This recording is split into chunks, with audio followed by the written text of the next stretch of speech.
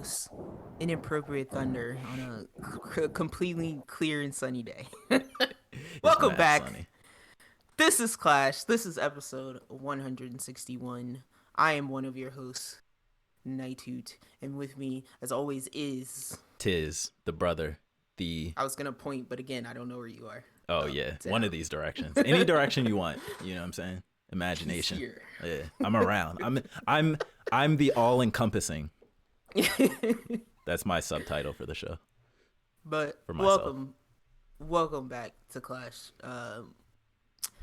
I've been severely behind, but I'm catching up on stuff now. I feel like I'm waking back up. I'm coming back into the zone. I feel it. I'm trying to remember what I even want to talk about right off the bat here, because it was something that was making me angry. Oh, right off the bat, right here at the top for anime fans that are listening early on the episode. I figured out Crunchyroll. I did not know this. Go ahead, because I don't want to rant about Crunchyroll. Yeah, I'll let you rant, but I don't even want to rant. Let right me now. drop the one nugget of information. Yeah, so I was scrolling through Crunchyroll on my phone, which I don't normally do, but since I have one TV that doesn't have the app, I have to use broadcast from my phone, right? So I'm scrolling the different anime, trying to find something to watch, and I'm like, you could see in the corner of each show tile, it was like sub-dub, or it would just say just subtitled or just dubbed. And I'm like, that's okay. changed 10 times in the last 2 months, by the way. So right, annoying. okay. And then the one thing about Crunchyroll that would irk me is that, so originally it seemed like when they were adding dubs, because they used to just have subtitles, and then they were adding dubs, it seemed like they were adding the dubs as an additional season. 100%, right? Yeah, separate. And their labeling was crazy, because it's like, 100%. We're just throwing up a whole nother season. Okay. But some shows like My Hero had the entire show was separated as dubs. Yes. My Hero and like Attack on Titan, I know for sure, have separate entries that you have to go to the dubbed entry. Yeah. Now, I started watching... Don't ask me why. It probably is just because it's in the zeitgeist of the internet right now. But I started watching Trigun. Okay. It's probably because I like Cowboy Bebop so much. And the new one, right? Not the old, not the original. No. I did original. watch the new one. I remember I told you I watched like an episode or so when it came out. But this is the original Trigun. Oh, okay. Because I've never watched Trigun. Oh, okay. And like I was always like... I think I told you, I don't know if I told you on the pod before, but I think before I said, like, I just, like, Trigun would be coming on Adult Swim, and I would just be changing the channel. Yeah. Because I'm like, I don't know. Yeah. I don't know why I didn't get into Trigun, maybe because I didn't see it from the beginning, but... It didn't have the swag either that Bebop had. Like, you hear the Bebop intro, you're like, I gotta watch this. You know what I'm saying? You just see a dude smoking a cigarette in silhouette, you're like, this is cool. Yeah. Trigun didn't have that. It was what you said to me about Vash. Vash is like different personalities, kind of what you were denoting to me, so to speak, that got me interested. And then I was just like, this is like Hellsing. It's one of the ones that I just haven't seen. Yeah. So watching that, I realized, I was like, oh yeah, Crunchyroll has the thing where you've got to turn the subtitles off to get the dub. So I was like, okay, I just go to episode 1, it's playing subtitle, just turn it off, off the subtitles, and then the dub just automatically starts playing. Yeah. So that's why I was saying, I figured, like, I didn't know that before. Before, you always had to kind of search for the dubbed entry. Yeah. Instead of just being able to do like a Netflix and just stay on the episode and like switch the menus. They also too... I don't know if this is the same setting you're talking about, but I think since I've been an actual member of Crunchyroll, they've had a global setting where you can say preferred language. Because I joined after they started adding dubs. I wasn't a member before. They had a global setting that's like preferred voice language and then preferred subtitle language or something like that. But even though I said that, like, it never defaults to dubs. I know it's. I don't think it always meant what it sounded like it meant. You know what I mean? Like, I think now that they're finally merging them into the same, I don't know. I know it's not the same file, but the same. They overlap each other, and you can just switch the language now. I think now things kind of make more sense. Yeah, for sure. So that was one It's of the annoying. things that I figured out this week while dabbling in the anime. But Sorry, you know what else is annoying about Crunchyroll? yeah, go ahead. Just do what I wish they would just do what Netflix does and just take the subtitles, because you can't do subtitles on dub at all, like period. You have no option for subtitles. Yeah. I would rather them just take the subtitles off of the subs and just put them on the dubs, even if they don't match the words. Like, But they don't. The problem they're hard coded. Yeah, I was like, the conclusion we came to is that it's not like a sub over. It's not, the subtitles aren't overlaid on the video. They're just part of the video. Come on now, though. We got ChatGPT now. We got all types of. We got Bing AI. We got Open AI. Just AI some sub. Just have the AI listen to the English and put the YouTube even does auto generated subtitles. Like, what year are we in? You know what I'm saying? I don't know. I'm curious to see how the audience feels. I know I had a friend who yelled at me and made it into like an accessibility ableist argument thing where she's like I have audio processing issues. I needed the subtitles even in the dub, and I'm like, do you, or are you just not paying attention? Yeah. You just want to read the show. Yeah. No, I do watch subtitles on dubs, but for me it's literally came from not being able to understand accents clearly. That's fair too. Yeah, that's. And when 100% people fair. would speak in like that Cockney British accent really fast, and Mm-hmm. it's that specifically because I feel like I watched a lot of shows that had that accent, Yeah. and I'm like, I don't know what they're saying. Yeah. So I don't know. You guys tell us how you feel. You can email us your feelings at siblingrivalryclash@gmail.com. You can tweet at us at srclash_pod. Because yeah, I find it strange that it's not just a thing that happens now. Yeah, and I feel like it's Crunchyroll. And Sony has specifically. money. Yeah, Sony has money. So absolutely. I feel like it's Crunchyroll. We can't say specific. it's some money now. No, because I want to say Funimation. I'm not gonna say that. I don't know. I didn't have Funimation, but they probably had dub titles. I feel like Yeah, they did. they did. Okay. Yeah, well, Funimation was the primary place to go for dubs because Crunchyroll didn't have dubs for so long. No. But do you know if they had subtitles on their dubs, like as an option at all?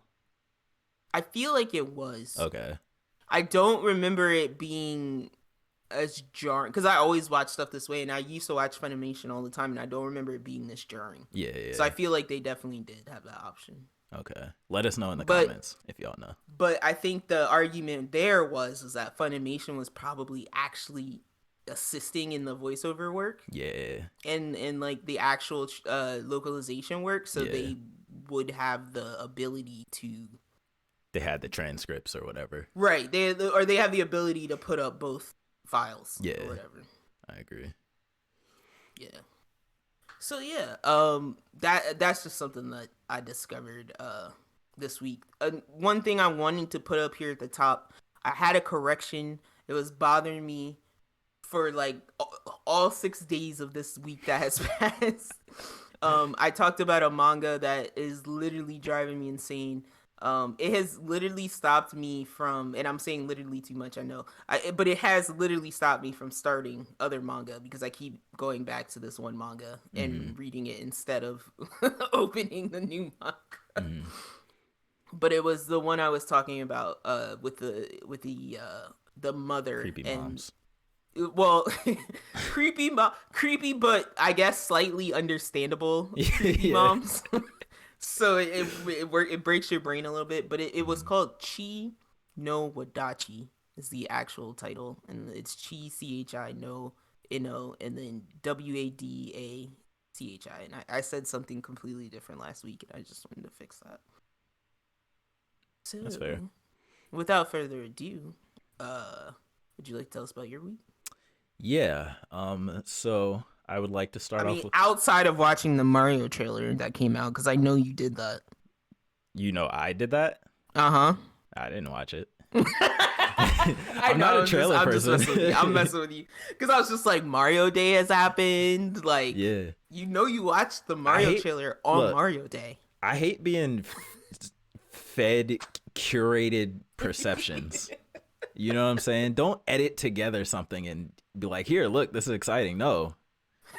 I wanna watch It's it when it Mario Day. happens. Yeah. It's Mario Day. I am happy about those Mario Day sales though. You know what I'm saying?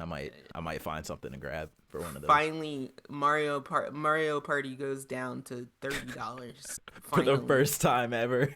It's crazy. I bet we you need to Mario talk about Odyssey is these not on sales. sale either. We need to talk about these sales, Nintendo. I know. We really do. But no, speaking of Nintendo, I do want to start off with some gaming stuff. So I have been playing a lot of Metroid Prime Remaster on the Switch lately. Okay. And I want to start off by saying, Nintendo, I apologize. I was wrong. Because I think on a previous episode, I was making some jokes and I was slandering this game. I think when we talked about the direct that announced this game, I was like, "Oh, it's not in the trilogy. Oh, they're gonna sell."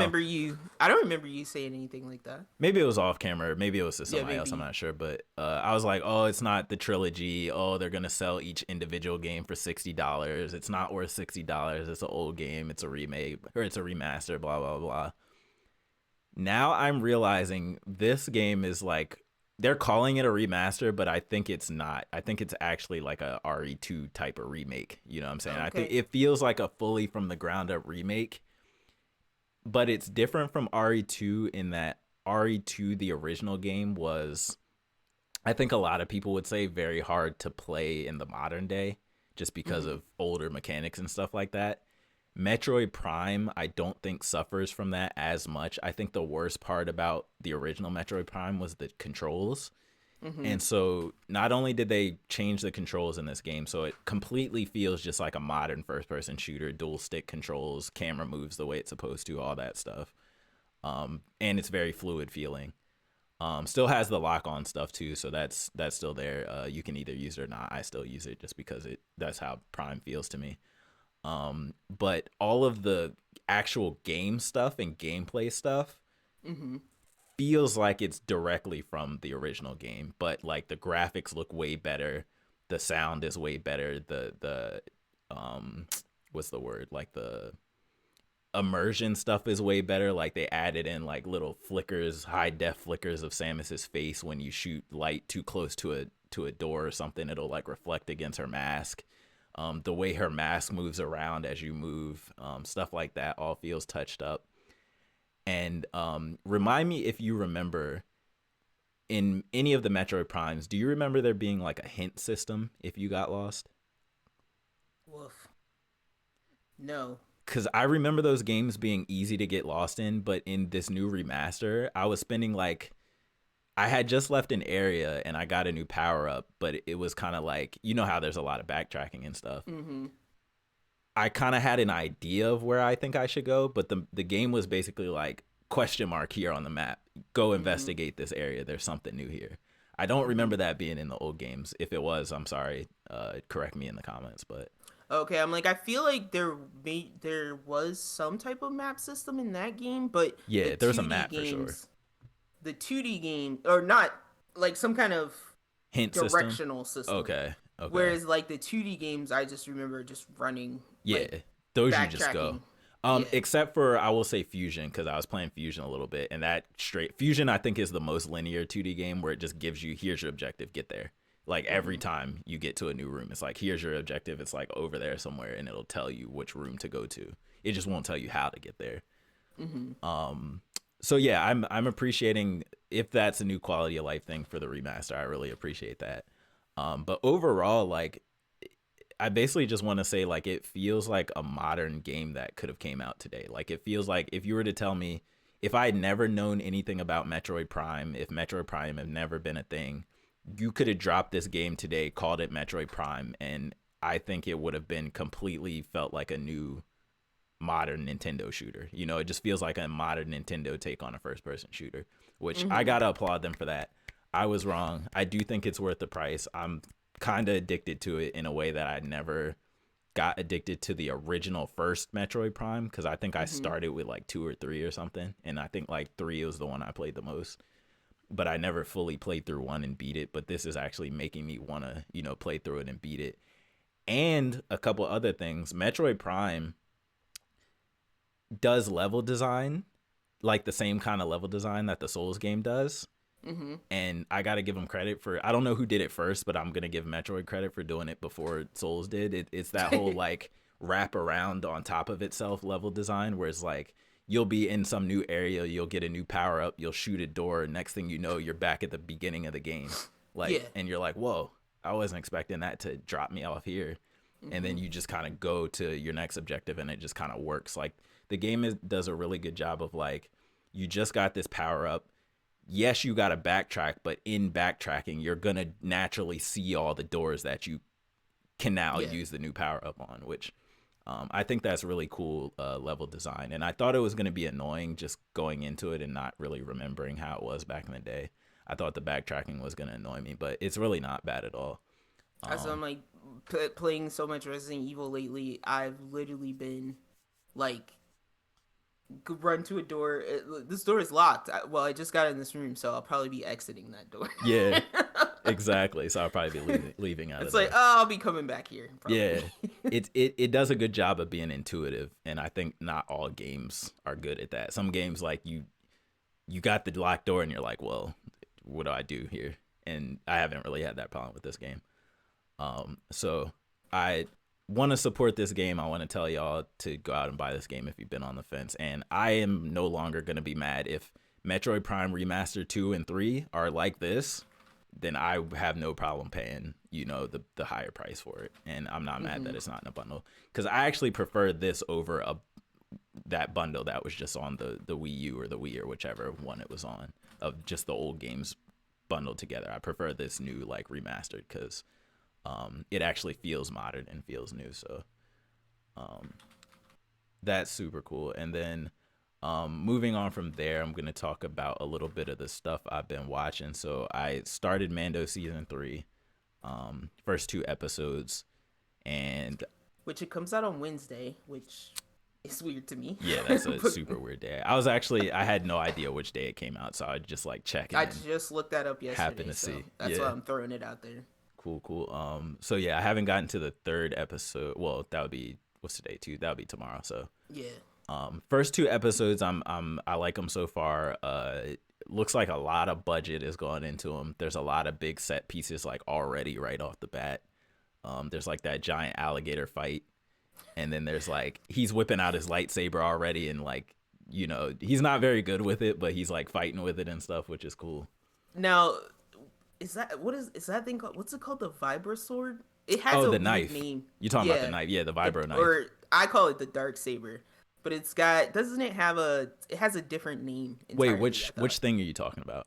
I'm talking about the glowing, the black sword, the white glowing aura. That's the dark Mando saber. has. That's called the dark saber. Yeah, it's called the dark saber. Yeah, it's called the dark saber. Yeah, I thought I made that name up in my head. No, that's actually called the dark saber. Okay. I like that John though. He whipped it out, and it's sick. He's trash with it. Meanwhile, I'm watching and I'm like, did he like when he pulled it out? Did he like act like it weighed 1,000,000 tons, or was that just me? No, that's real. So okay. I was like, wait, why is he acting like it's so heavy? So I'm no Star Wars expert, but from what I know, lightsabers, and the reason that only Jedi use them is because they're like, because of the gravity and the technology in them, they're like super heavy if you're not using the Force to help you like wave it around. Okay. So like all lightsabers are like that. They're super heavy. Well, the way they throw the handle around at each other in the other movies does not seem like it's super It's not heavy. The handle, it's the beam. It's something that with the making of the beam. Wait, so you're telling me when the deep beam comes out, it gets super heavy? Yeah. That's why it looks like when he pulls the beam out, it like top heavy. You know what I'm saying? Yeah, it was like yeah, exactly. That was so funny. He's not used to the weight. But the weird part about that is you see Bo-Katan use it, and she's like just a natural at that joint. And Moff. Yeah, and Moff. I'm like, why are they so good with that joint? Sick with it. Yeah, that's why I was like, everybody, whoa. Yeah, he's struggling. Like, I don't know. Like, are they just used to it? Okay. I thought that was just me. It's like he's fighting with a shovel. Or like a sledgehammer instead of a sword. That he's not used to wielding at all. Exactly. So I hope he gets better with that joint, because he always looks goofy now when he whips it out. I honestly hoped he would give it up to Bo-Katan. Back to Bo-Katan, yeah. I still think he might. But Yeah, everything's still Mando. The main thing I wanted to say about Mando that I noticed that stood out to me, I think Mando does a really good job at making characters that are recognizable and like instantly likable. Cause it's like I feel like I don't hate any characters. And most of the time when a character came back on screen that I recognize from like the old seasons, I'm like, oh, there's that person. Oh, look, Yeah. it's the homie. Oh, look, it's that robot that I liked. You know what I'm saying? Like it's just Yo, a random your droid. boy, what's his name? Is it Grief? I think it's Grief Karga, the Grief. black dude.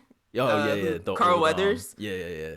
Your boy gets more ice every season. More drip.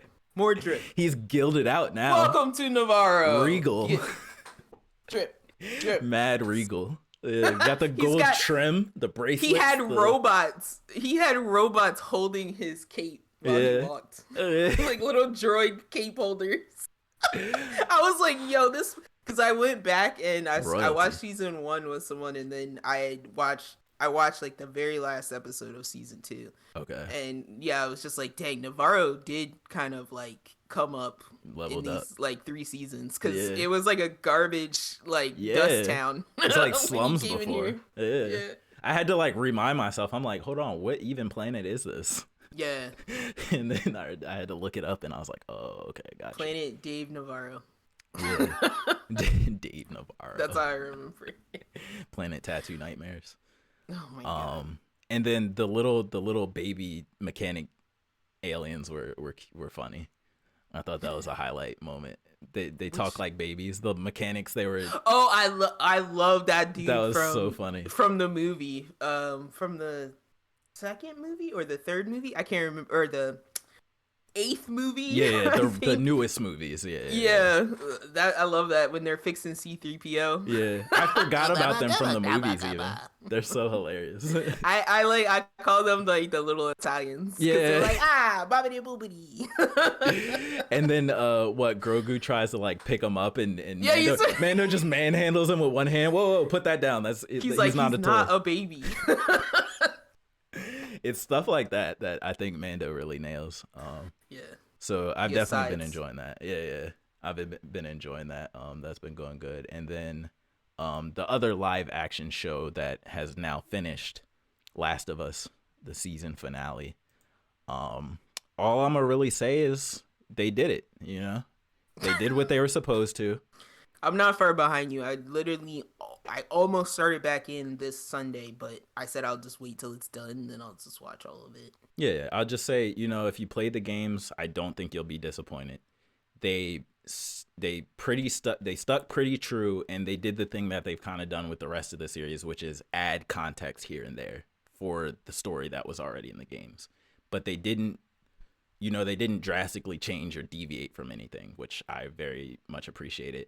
And there was this moment watching the final episode where I'm like, yo, it feels like I'm just watching myself play the game again, that's what I want when I watch a video game adaptation. So I feel like I got to applaud them for this, because when other studios think about making these game adaptations, Sony with God of War and Kratos.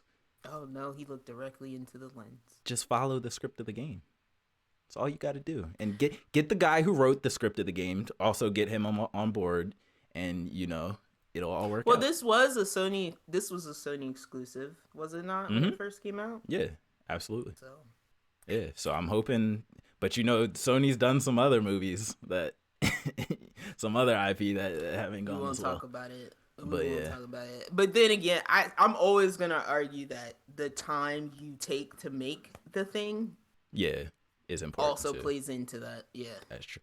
But so that's interesting though, because Last of Us is like, nobody thinks of it this way, but Last of Us came out in like 2007.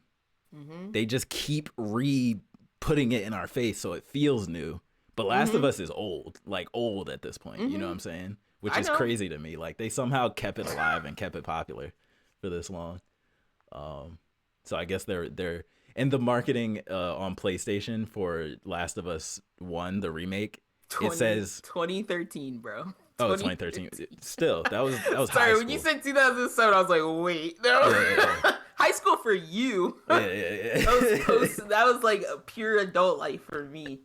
That was a minute ago, Sorry, though. I just had to check that. But No, yeah, no. no, I was like, this definitely came out in like mid like But it was a tens. PS3 game though, right? Yes. Launched on PS3. Yeah, that's crazy. That joint was a cell processor game. Just think Yeah. about that. Like we're still talking about a cell processor game. But it was a Naughty Dog game. That's true. And This it is was the very true. first Naughty Dog game post Uncharted series. This is very true. So we knew it was going to be a big deal. Huge, yeah. Whatever they decided, like now it's like, what are they going to decide to do next? Like that Last of probably Us, going to be pretty decent. yeah, it's gonna be a while though because they got to do that freaking multiplayer game first. But no, the marketing was pretty funny for Last of Us 1 remake. It said you've watched the show, now play the game, and then it has the game right there, the remake right there. Perfectly Now convenient. that is a dark Ouroboros that I don't want to be a part of. I hate it. So yeah, I'm sure the game's probably spiking in sales now. And then Now play the game. yeah, How about you played the game, now watch this? watched it. No, this is All right, now when they write the book 15 years from now, oh god. based on the show, based on the game. Writing the book after the show and the game is disgusting. That's I nasty mean, look, work. we got Witcher, the TV series, after the game and the book. So No, but imagine if we got Witcher the book. Yeah. Yeah, that's nasty to me. well, then you get everything, right? You get Yeah. you make sure you decide what's canon and what's not, that type of thing. Oh god, and everybody just fights for eternity. The on bard is canon now. Oh, yeah. And, people just be fighting over that forever. And then one thing that I'll just mention really quickly, I started Licorice Recoil. Licorice. Well, I know how to say it now. It's Licorice. That's how they say it. I was thinking about that. What'd you think? How'd it go? Real quick, I've only watched 2 episodes. I think you might actually really like it. Uh-oh. Because as I'm watching it, all I can think of is the points that you kept making for Maid Wars.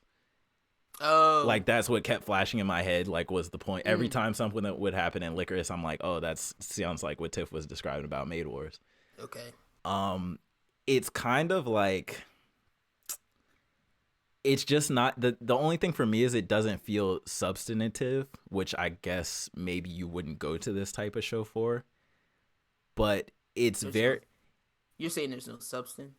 yeah, like it's kind of just like I don't want to say dumb, but it's kind of just dumb. You know what I mean? Let me interrupt you real quick because I've been trying to sum up like how I feel about High Card as I've been watching it, and I'm like, this show, like when I think of it, the image in my mind is just like that one section of the Cowboy Bebop opening where it's just legs going like dee dee dee. Yeah. It's like pantsuit legs. Yeah. Where are we going wacky? Yeah. Like that's the vibe that I got from High Card, from Akiba Maid Wars, Okay. and probably from the show you're describing. But Yeah. I'm like, it's just like kinetic, chaotic Boom. happenings, but Boom. like you're like, why?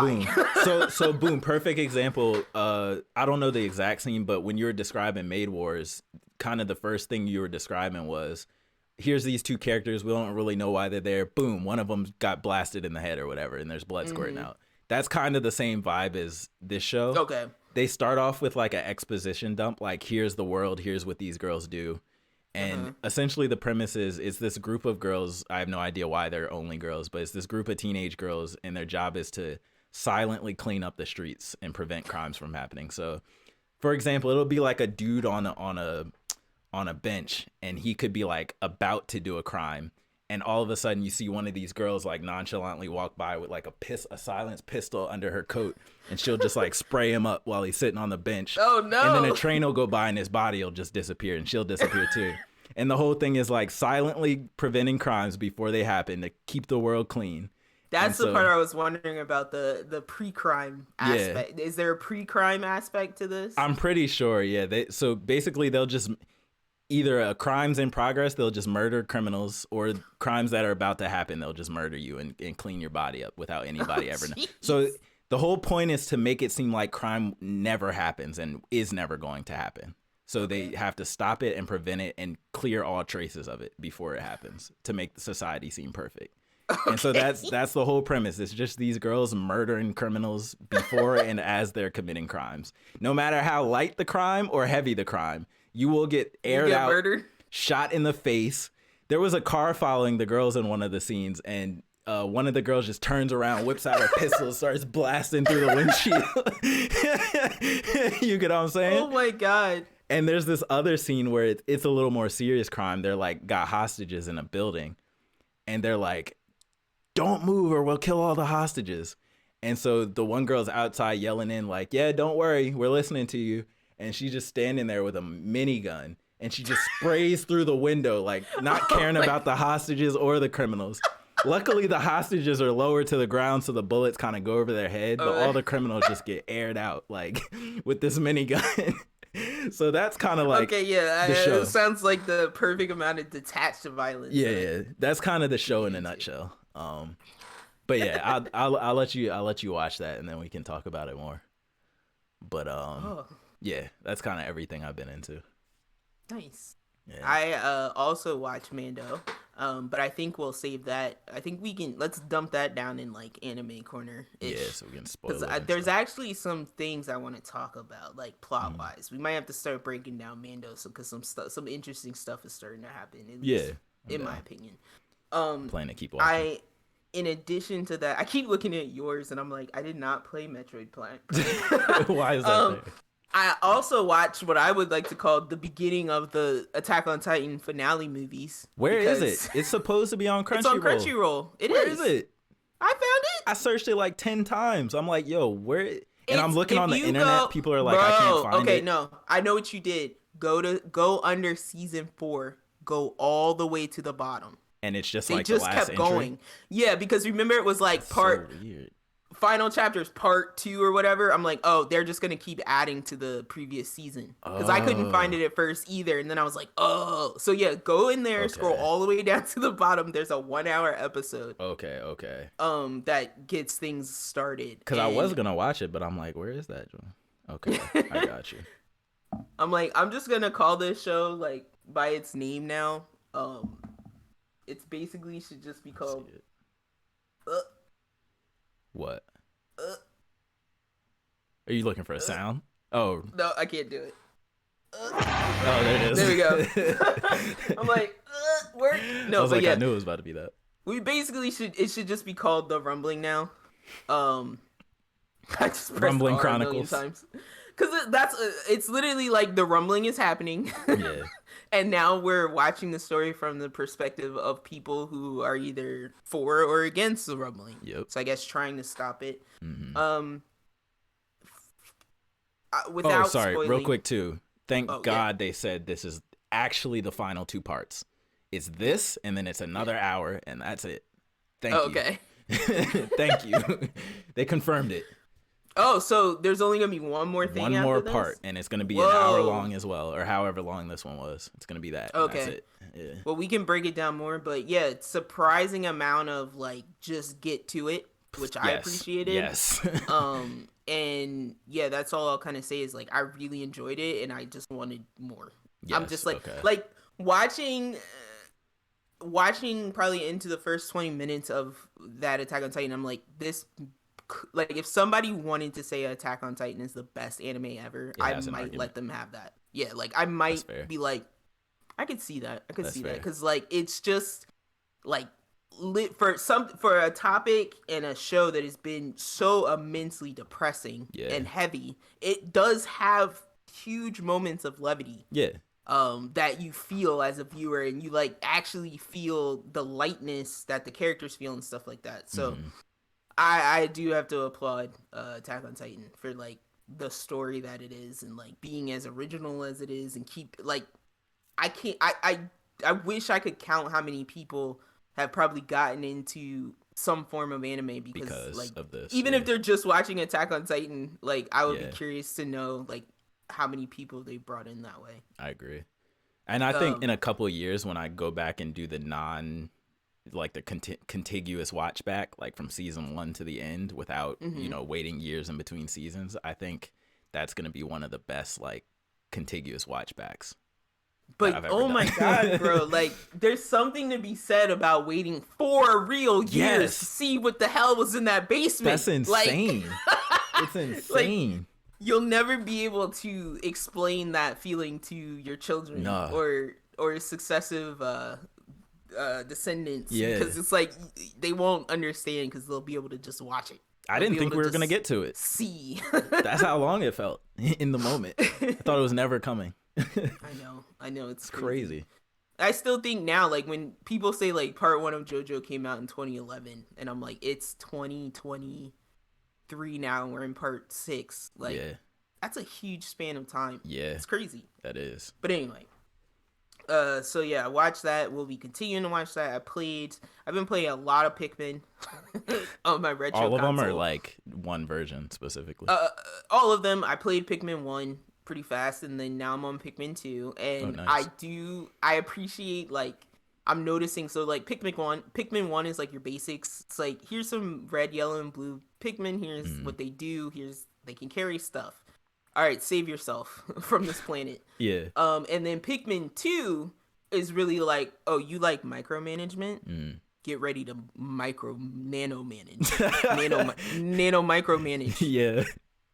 Because 2 is where they start introducing the wonky types of Pikmin. Yeah. So like they introduce like the little white ones, which are they can survive poison.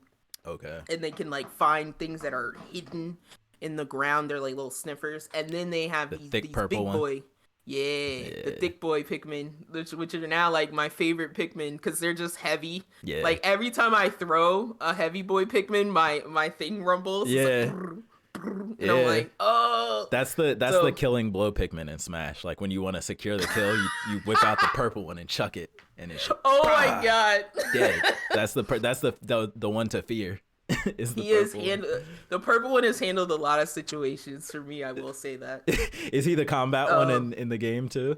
Well, technically your reds are your combat, your regular combat, but the purple ones are really good to use. Got you. They're just harder to acquire because you can't breed them, so to speak, the way you breed the other one. Got you. But yeah, so it's like I say micro nano management because the first game you're really only thing that like your challenge, so to speak, is time. You've got the day that passes, and then you've got like 30 actual game days that you have to save yourself from the planet. Oh, okay. And then the second game, the day passing starts not to matter so much because they've introduced like these subterranean levels. So in a map level, there's these little holes, these little volcano looking holes that you can enter. Okay. And those will have like 8 mini levels in them. So you're like going down, and it's kind of like a gauntlet where once you go in, if you come back up without getting everything, you'll lose what you got. So you'll lose the treasure that you found. Okay. If you decide to come back up to rescue yourself. So it's got some weird, that's almost like some early roguelite-ish kind of ish, you know what I'm saying, mechanics. I was like, okay, Pikmin, I see you. Because I'm like, I played this game when I was younger, but I was nowhere near analyzing games like this. Same, yeah. I was just playing it. Yeah. So, yeah, it becomes like you go down, like it'll tell you this cave has like fire and like electricity hazards. So it's like you might want to just bring red and yellow Pikmin in this hole. And then those Pikmin are then further subdivided by there's these flowers that bloom in the caves, and you can throw your Pikmin. So the purple flowers make purple Pikmin, the white flowers make white Pikmin. So you have to then decide, like, do I chuck all my red Pikmin in here to make white Pikmin, and then what do I actually need those for on this floor, type of thing. So there is a decent amount of allocating resources, so to speak. And this is also the first game where they split there's like a team of astronauts, so to speak. So there's Olimar. I forgot about him. So you can split your group kind of and have one commands whatever and one command the other one. But I wish, this is where I'm like, okay, the Switch game is the best one, because in the old game, you obviously don't have the ability to like send a character. Like you can't point on the map and say, you go here while I'm handling this. Right. Where in the new like Pikmin 3, Deluxe, you had the ability to like send Louis to one side of the map while you were walking Olimar to another Like side. multitasking kind of. Yeah. So it's like Makes they sense. started the multitasking, but they didn't have the ability. It was like they wanted a 2-player type of situation. It's very heavily made for 2 players. So it is actually co-op. Like it actually Yeah, does have yeah, co-op. yeah. They Okay. definitely have a 2-player setting on this Got you. one. Got you. Got you. But yeah, probably enjoying that way too much. 20 hours. Oh my god. It's a 20-hour game, Yeah. okay? And I want to say this one was 20 and another one was like 23, and I'm like, holy crap. Wow. 4 4 is gonna be the biggest, I'm sure. Yeah, I'm really gonna be curious to see what's going on with 4, because 3, I feel like now that I've played 1 and 2, I'm like, a lot hasn't changed. Have you Like, played the 3DS some of the one? mechanics changed. Yes, I did did play play that that one. one. But the surprise mechanic of that one is just yelling into the DS mic, because it's called "Hey You Pikmin." Oh, okay. So it's Gotcha. or not "Hey You." I think it's just like "Hey Pikmin." I so forgot about that stupid DS mic and games telling you to yell and blow into it and all kind of shenanigans. I forgot about that. I forgot that was a thing. I don't think I actually beat that one because I just got tired of that mechanic. Yeah. I was like, that was all a right, thing. DS. Wow. So, That's hilarious. and then the last thing I'll talk about, I also did not watch that Mario trailer. That's why I was joking with you about it. Yeah. But I watched a playthrough of the RE4 remake demo. Nice. I did not get to get hands on it myself, but I like what I see so far. I'm sure whoever's interested has seen it already. I've mostly just been watching the trailers, but Do the you not demo want to just play the demo? Isn't I it out right now? probably will, but it's just like I don't like The game's coming I'm like soon anyway. yeah, and it's like Yeah. I know kind of what I'm getting. I would play. Yeah. I usually play demos for games where I'm just like, what is this What gonna is this? even be? Yeah. But yeah, so I know what you mean by that. just watching it, I wanted to see like what kind of mechanics were involved, and it's got the 2 and 3 remake over the shoulder view, of course. The village looks beautiful. Yeah. Compared to the GameCube version. Yeah. No hate on the GameCube, because the Pikmin water looks immaculate. Just gorgeous Yeah. water. The GameCube can make me some spring water, Some water? any day. Bottle that shit, son. Give me the GameCube logo on a bottle of spring water. I'm Water? buying that shit all That's kind of day. fire. I'm not gonna lie. Beautiful. That's They fire. make beautiful water on the GameCube. That's funny. But yeah, the Leon is, I would say, as actiony as ever. It Yeah. seems like there's straight up a mechanic of like you can shoot to wince, kind of. You can shoot to, and then it like a prompt comes up and you can just do your high kick shit. Kick, yeah. And knock like them out. staggering first and then finishing blow with the kick or Yeah. something like that. Yeah. Attaché case is in full form, but there's an auto. Organization, no. Yeah, and I'm like, no, that's cheating. easy mode. Yeah, that's easy mode. But yeah, I really like. It looks like they're introducing some cutscenes that Okay. we didn't have previously. I love stuff like that.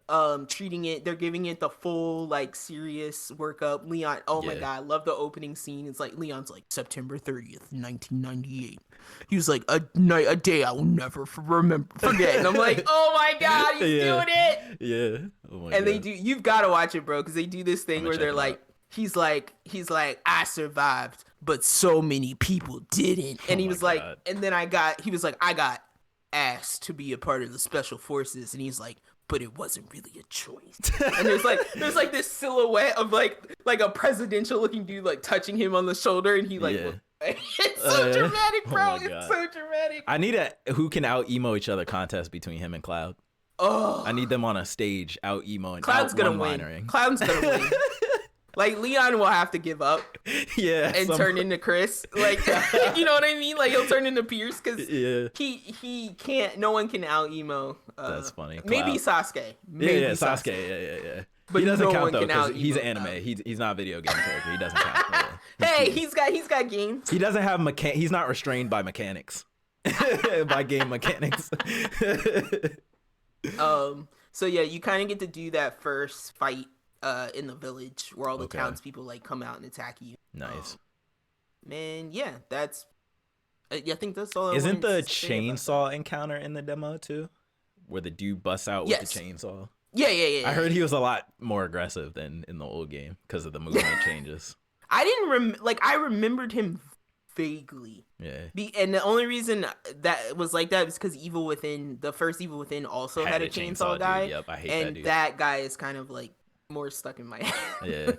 I heard in the RE4 you can like, I guess in the previous game if he chainsawed you, he just chainsawed you, but now you can like block it with your knife, like with your Yeah, little Bowie knife. You can it's like yeah. it's sick. Everything in that game looks sick. That's part of the Nice. reason I don't want to play the demos because I'm like I just want to I want enjoy to it all at experience once. it. Yeah, I feel that. Yeah, I it's feel gonna that be for sure. crazy.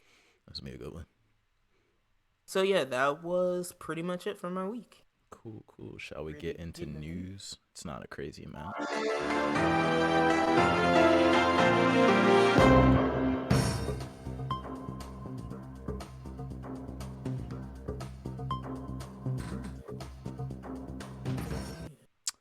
So, to start off the news, this first thing, it's kind of like an accumulation of stories that have been trickling out over time. So, basically none of the big players, the major three console warriors, Nintendo, Sony, or Microsoft, are going to be at E3 this year. E3 is not also going to be in person. It's going to be fully digital this year, which is weird because they had an in-person E3 closer to COVID still being a pandemic. And now that we're further from COVID being a pandemic, they're going back to being digital. Because I think Very they're weird. seeing it's got to be one of those things, right? Where it's like now we know that we can just post videos, I and think everybody's okay with it. I really think this whole thing is still in a weird like experimentation change phase because you remember they did the thing where they opened it to the public, they closed it to the public, they did it digitally, they brought it back in person. You know what I'm saying? So they're like, but like, it's like, what are they trying to do? Do you remember hearing that sentiment where it was like, hey, everybody kind of likes doing their own, like, kind of how like Nintendo Directs. Direct, yeah. It's like everybody kind of likes doing their directs. Yeah. The weird part with Microsoft is they have a whole building. They have their own building. Remember that they separated off for only Xbox conferencing? They're not even going to be at that. They're not even going there. They have their own building. They're not even going to be there. So it's I don't remember that. Yeah, they set up their own like venue across the street from the main E3 venue, and they were doing all their presentations out of there. So it's I don't know. It's kind of weird to me, but the other people still be there, like Ubisoft, EA, all of them. They'll still be there, but it's still the same conversation I think going on of is E3 needed? Is it not needed? Is it gonna be canceled altogether at some point soon? Is it gonna keep going? Is it gonna change completely to a smaller type of event? Like what is it? It's electronic something exposition. Electronics and entertainment exposition, something like that. Yeah, because I'm just like, it's not a video game thing, so to speak. It's just those were the major players at it were almost always video game vendors. Yeah. Right? So I'm like, well, I hope that doesn't, whoever else normally there, I hope that doesn't mess it up for them. Yeah, I agree. I think my main take is kind of what you were saying earlier. As long as they still are going to present something, whether it's at their own digital stream thing or whatever, I would just still like some news from all of you guys. You know what I'm saying? It doesn't, y'all don't all got to be in the same building, but don't use this as an excuse to not give us news. Like Nintendo, I better hear about a new Switch in July if you haven't announced it already. You know what I'm saying? You are not getting that announcement until November. Sit down. I know, you're probably right. Sit down, sir. That's probably why they're not there, because they know they ain't trying to talk about the Switch. They're like, we ain't trying to be racing no Christmas. Sit down. We don't want to hear nothing else that ain't about no Switch 2 from you, Nintendo. So don't come out until that's what you're ready to say. I don't want to hear about no Pokemon Sleep. You know what I'm saying? I ain't trying to hear about no Pokemon Go updates. Switch 2. God. That's all I want. But yeah, so that's kind of my take on that. And then this next piece of news I put on here specifically for you because I have a question. So that movie you talked about a while ago on the pod, Everything Everywhere All at Once, is now officially so the Oscars have happened now. This was before the Oscars. This movie was officially the most awarded movie ever of all time. Wow. I have not seen this movie at all. I need you to tell me, why would this be the most awarded movie ever? In your opinion? Or are you surprised, or do you think it's... I am surprised because this is, to me, this is like almost like a Scott Pilgrim, Okay. where it's kind of like this like perfect little, very entertaining movie that is very unassuming, and you would have no idea what goes on within it until you actually see it. And I would just expect it to fly under the radar because it just looks so crazy. Yeah. And like, but it's if I really had to answer, I would say I think it's just because it's riding on a message that is wholly universal to like everybody. Is the message spoilery? Can you say it? No, I'm just saying that it's not anything like that you can state. I'm just saying the context of like the message, like I say the message, but the context of what the story is, like the actual heart of the story is, is something that can be conveyed to anybody. So it's very like, so that's why I'm just like, I think, yeah, it's like, even though there's all this like sci-fi kind of stuff going on over top, the underlying message hits with a lot of people, or probably I think that's why. Okay. And was this ever in theater?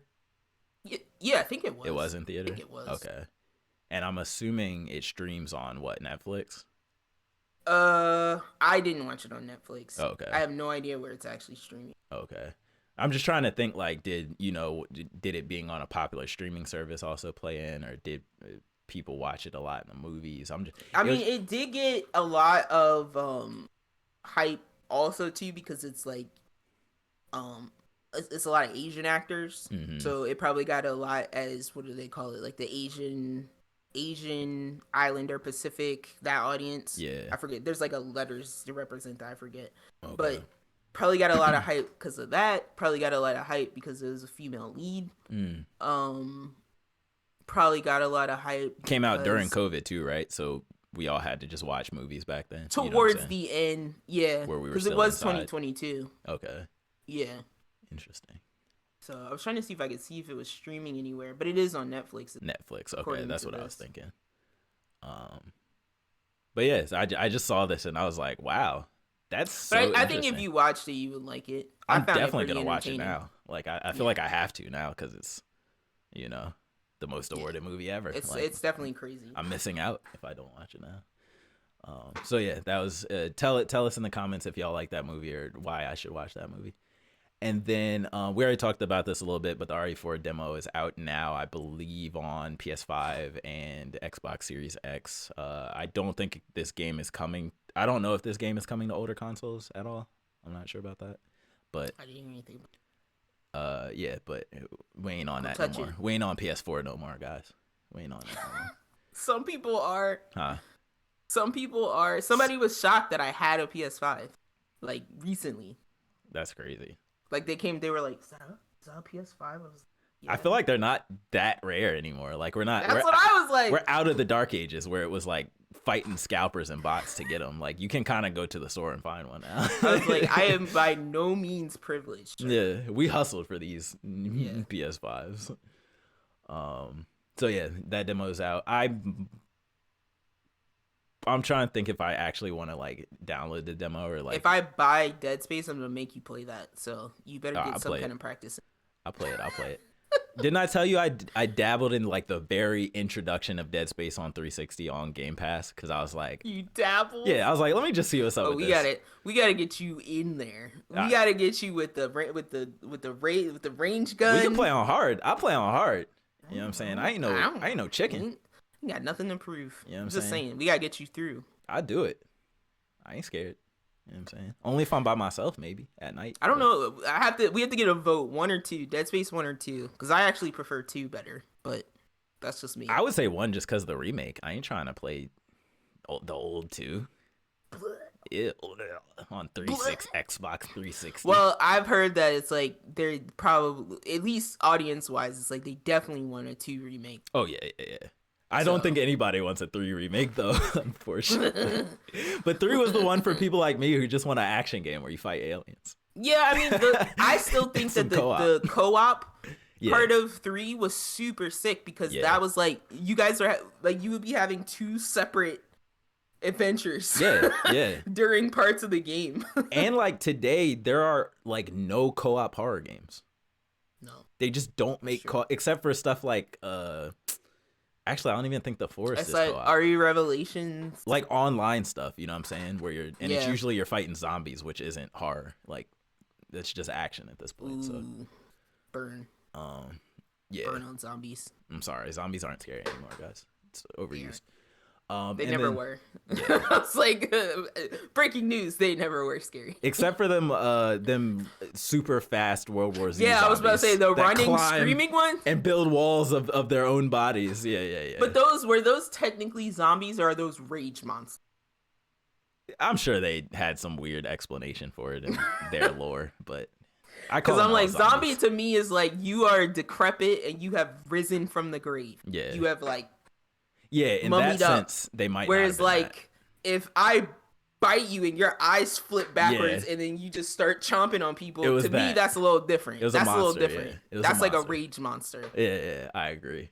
Like, did you ever see the Crazies? No. Okay, because I was like, the Crazies, they would kill someone, then that person would wake up and start killing. Like immediately. I'm pretty sure. Or like, yeah, later. But it was like they'd wake up, they.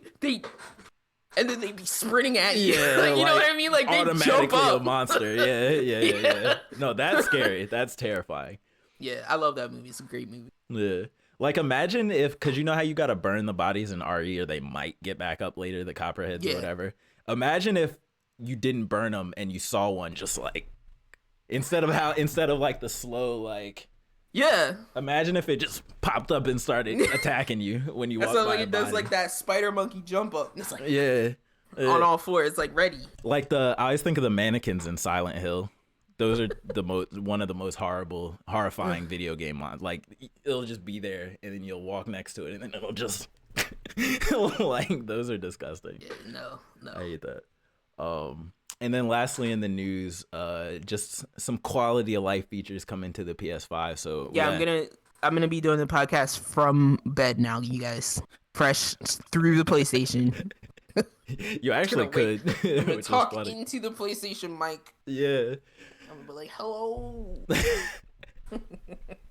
So the PlayStation got a firmware update and they finally enabled Discord voice integration. So you can be on PlayStation and on the console itself, you can join a Discord voice chat with your friends that are playing on other consoles.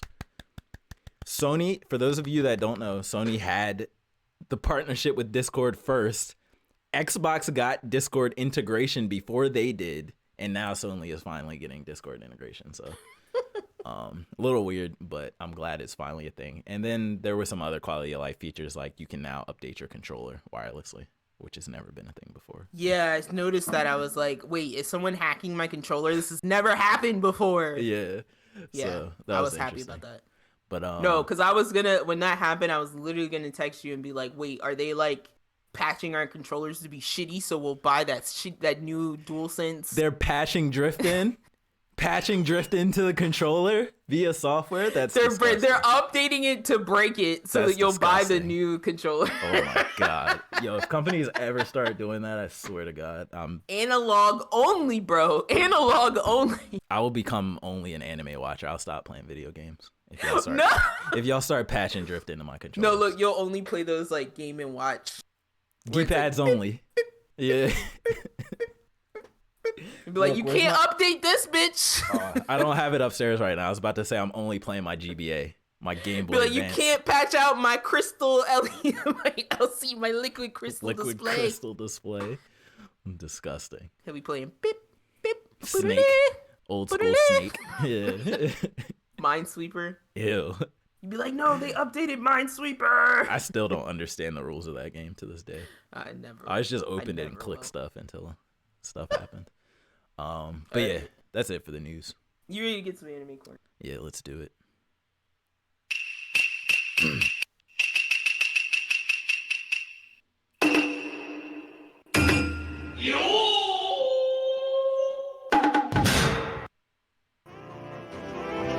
Oh, I was like, what is that? That's kind of saucy. What was that? That was the sax from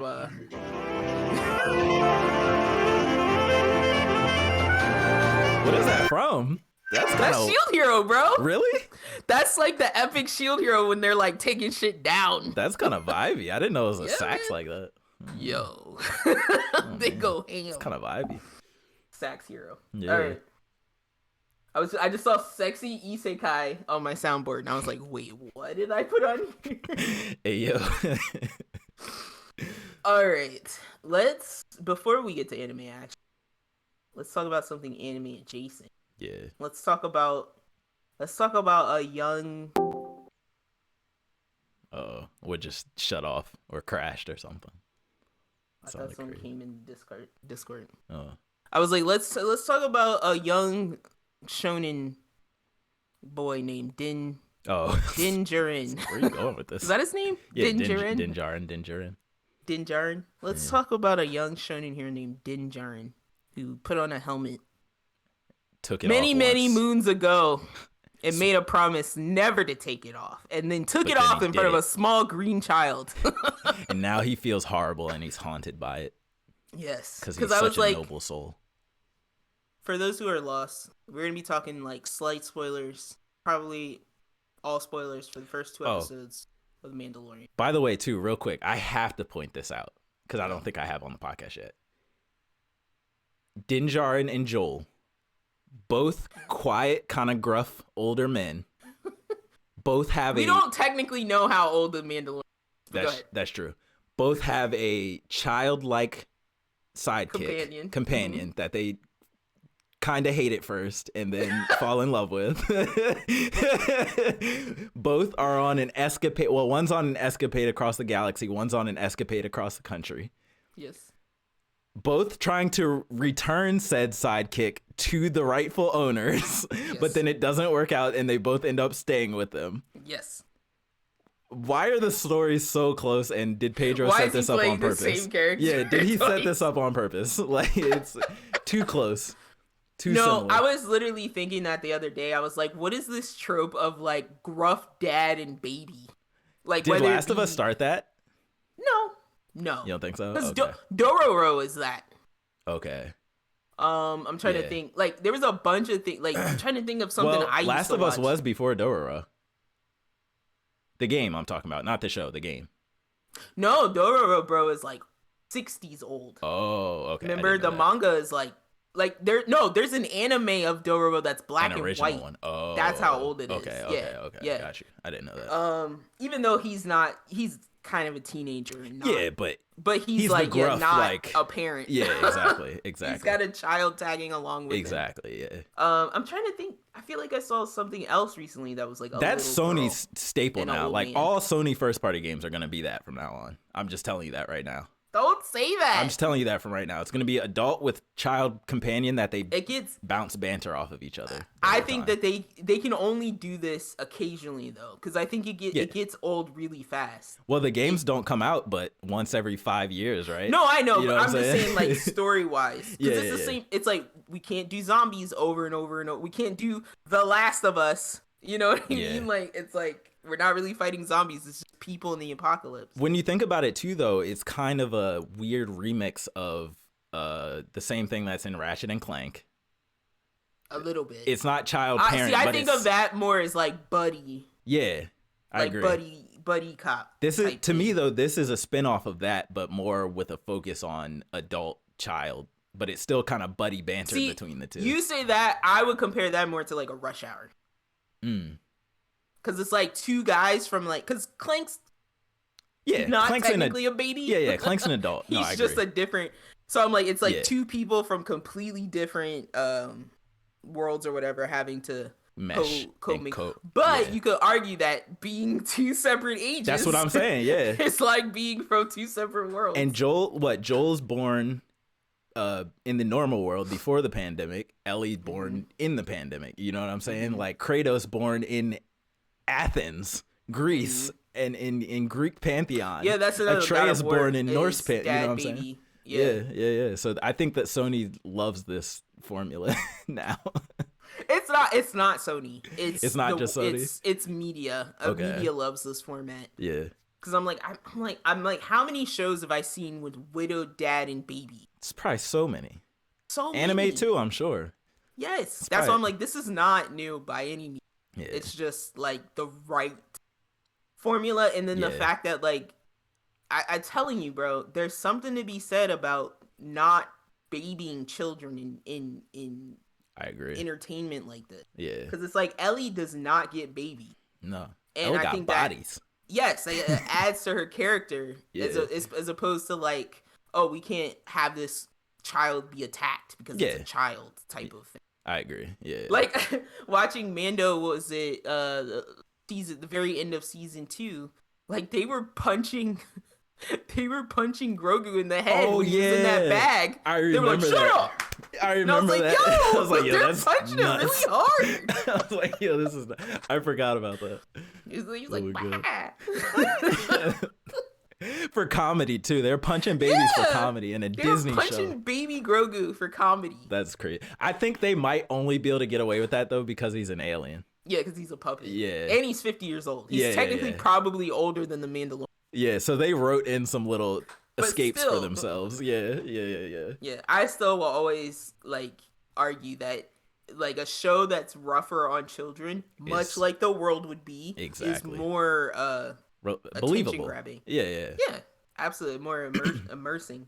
I agree with that for sure. So, rewinding all that back to Mandalorian, the reason I just wanted to discuss this here a little bit is because I feel like we're getting to what I think is the core, maybe, of what the Mandalorian is about. Okay. At least as far as the character. I feel like a lot of the first season is about growth. Yeah. Like, let's not lie. It's about showing how badass Mandalorian is. Like the he's a cowboy. Yeah, the lifestyle he lives, and then it's like introducing this MacGuffin of a magic space baby that's going to either save everybody or be the cause of all the trouble. Yeah, exactly. Which is what he does all of season 1. Constantly, yeah. And then, so the reason I say that is because we start this season, which, let me ask you, were you totally shocked to see Grogu at all? Like, first episode? Because I was. Not shocked. I think not shocked just because he's in the promotional stuff so hard. Mm-hmm. And also not shocked because I kind of forgot where it ended. Well, I didn't see any trailers or anything. Okay, like the only promotion I saw for this season was Mandalorian's streaming again in March. Oh, okay, got you. It was just like, it's on. Yeah. And so I kept seeing that image of him in the jet with the jetpack with his gun out, with his gun in the left hand and Grogu in the right hand. Like, I saw that everywhere. Well, yeah, I took that as like, that's just the backsplash that comes up when you go on HBO. Yeah, that's just he's just jetpacking with his gun and Grogu. I'm like, baby. Yeah. But yeah, so I made sure to watch the finale of season 2 because I also kind of wanted to see Luke just do his shit and walk in all cool and cold again. Yeah. And he straight up is like in the elevator with Grogu. He's like, "Bye, we're going to training camp," and that's where the door's shut, and that's the end of the episode. Hold up. I was literally, What happened though? I thought after that we had the whole thing about Mando going to get him the whole chainmail vest, and do you pick the vest or do you pick the training with Luke? And I thought that whole thing was Oh no, you didn't watch Boba Fett. That's why I have all that context. I didn't. Oh my, there's a whole mini season of Mandalorian inside of Boba Fett. Okay, I heard something about the training in Boba Fett, and I was like, oh, they straight up because I didn't watch Boba Fett. They straight up leave Boba Fett and stick on Mandalorian and Grogu for like 2 episodes, and it's like a whole mini series of just Mandalorian, like straight up just Mandalorian. Bro, Boba Fett was like stressful. Like, I was cringing so hard at some of the fight scenes. I was just like, I can't do this because I'm gonna like bust out laughing, and I don't want to laugh at this man like genuinely trying. Yeah, this like kind of older, a little bit like yeah. Looks like he should be retired a little bit. Yeah. And I was like, oh, I don't like this. This is like watching Power Rangers, but not as cool when I'm a kid. Like, yeah. It's like if the Power Rangers were like 53 instead of 23. Yeah, exactly. Oh my god. So anyway, I was confused. Okay, that's my because Yeah, they went in that, and Luke was just, they were just like, bye. Yeah, okay. So yeah. when he like pops up in the ship immediately in the first episode, I'm like, oh, where did we're you back? come from? Yeah. You gotta watch nice. that part from both. I guess you I'm can gonna just have watch to that now. part if you want. Yeah. But yeah, so I was a little bit shocked to see him, but yeah, I will fill myself in on that. I appreciate that it's like, okay, now we're straight up gonna go on a quest because Mando took his, again, who's gonna know? Who's gonna know if you took your helmet off, bro? Oh, nobody's gonna tell. He's too noble. Moff Gideon is somewhere, not there. He's arrested. They said that out loud. He's in jail. Moff Gideon's in jail. Nobody's gonna believe him if they say no. Your peacemaker friend is not gonna like Gina Carano. Yeah. I forget her name. Gina Carano is not gonna tell on you. Yeah. You know? He told on himself. He literally told on himself. That's what I'm saying. I'm like, why are you gonna go home and snitch on yourself? Literally told on himself. Too much honor. Yeah, too much honor. Ned Stark. Exactly. Right. That's one Ned Stark point for you. Exactly. But I do like this setup. It's like, okay, Grogu is like straight up a part of the clan. We're kind of done with like chasing him down for a second. Yeah. Let's kind of shuffle over here and deal with like the Mandalorian state of things. Because, okay, one thing that gets brought up that I've been thinking about, and I will still maintain that this is my meathead version of Star Wars. This is meathead Star Wars. We are not here to think about politics. I was about to say, Star Wars anything. is pretty meathead. This is Star Wars cowboys. Yeah. All right. But all I kept thinking about while watching the first season with a friend who hadn't seen it before, they kept saying like, oh, the Mandalorians are like the badasses of space. And he's like, oh, they're badass. They're all badass fighters. And then it's like, then they come across that first pile of like Mandalorian helmets. Yeah. And gauntlets and chest plates. Yeah. And it's like, doesn't feel so badass when there's a pile of your armor in like a cave Dead somewhere. bodies, yeah. Yeah. And then again, it's like they keep hitting these points of like the Mandalorians are like the ranger fighters, like the guerrilla fighters of this space region or whatever. Yeah. But then how did your whole planet get wiped, bro? But I think, how did your planet get wiped? Don't they say that they just basically killed each other? It was like a Mandalorian, or was it like the Empire or something? I No, thought they it fought each definitely other. was the Empire. No, well, they said that because of the infighting, the Empire was able to do all of that destruction, I think. Because it was the faction that are like... there's the Watch, which is the Mandalorians the ones side who of, believe in keeping the helmet on. And then there's the other side. Then there's the actual Mandalorians from Mandalore. Them too, yeah. But who are... Go ahead. I was just gonna say there wasn't the separation between the people who followed the traditions of the Mandalorians and then the people like Bo-Katan who don't believe in, call it a cult and all that stuff.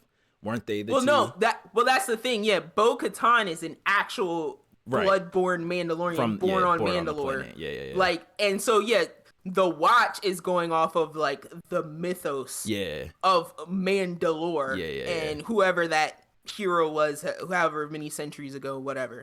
So because she's always kind of calling them like a cult. I'm trying to think of the better word, not enthusiast, but I can't think of the word. My words are gone.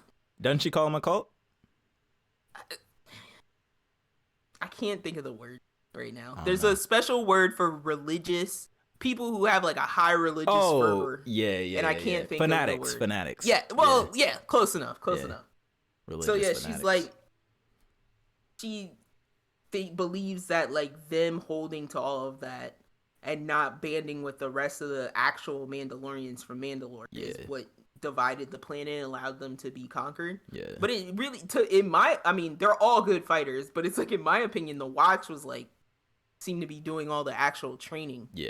Even though Bo and whoever that other girl was last season were pretty decent. Because they were like, the Watch was the ones that was like serious, like this is life now, nothing else. Like from childhood, like we saw that scene of them taking the oath as kids, Yeah. And it's like early when they swear off of everything and swear to keep that helmet on. Well, here's my thing. How we sizing up that helmet? Because you know your head is still growing. So somebody's got to take the damn helmet off to measure your head. Well, no, you go in a room, take it off, measure yourself, measure come back your out, own head, come back out with the. Yeah, I'm serious. I bet you that's gotta be how it happens. Like no outsiders. Yeah, does everybody eat in solace, like absolutely in a quiet room or by just, themselves? Or hit this move right here.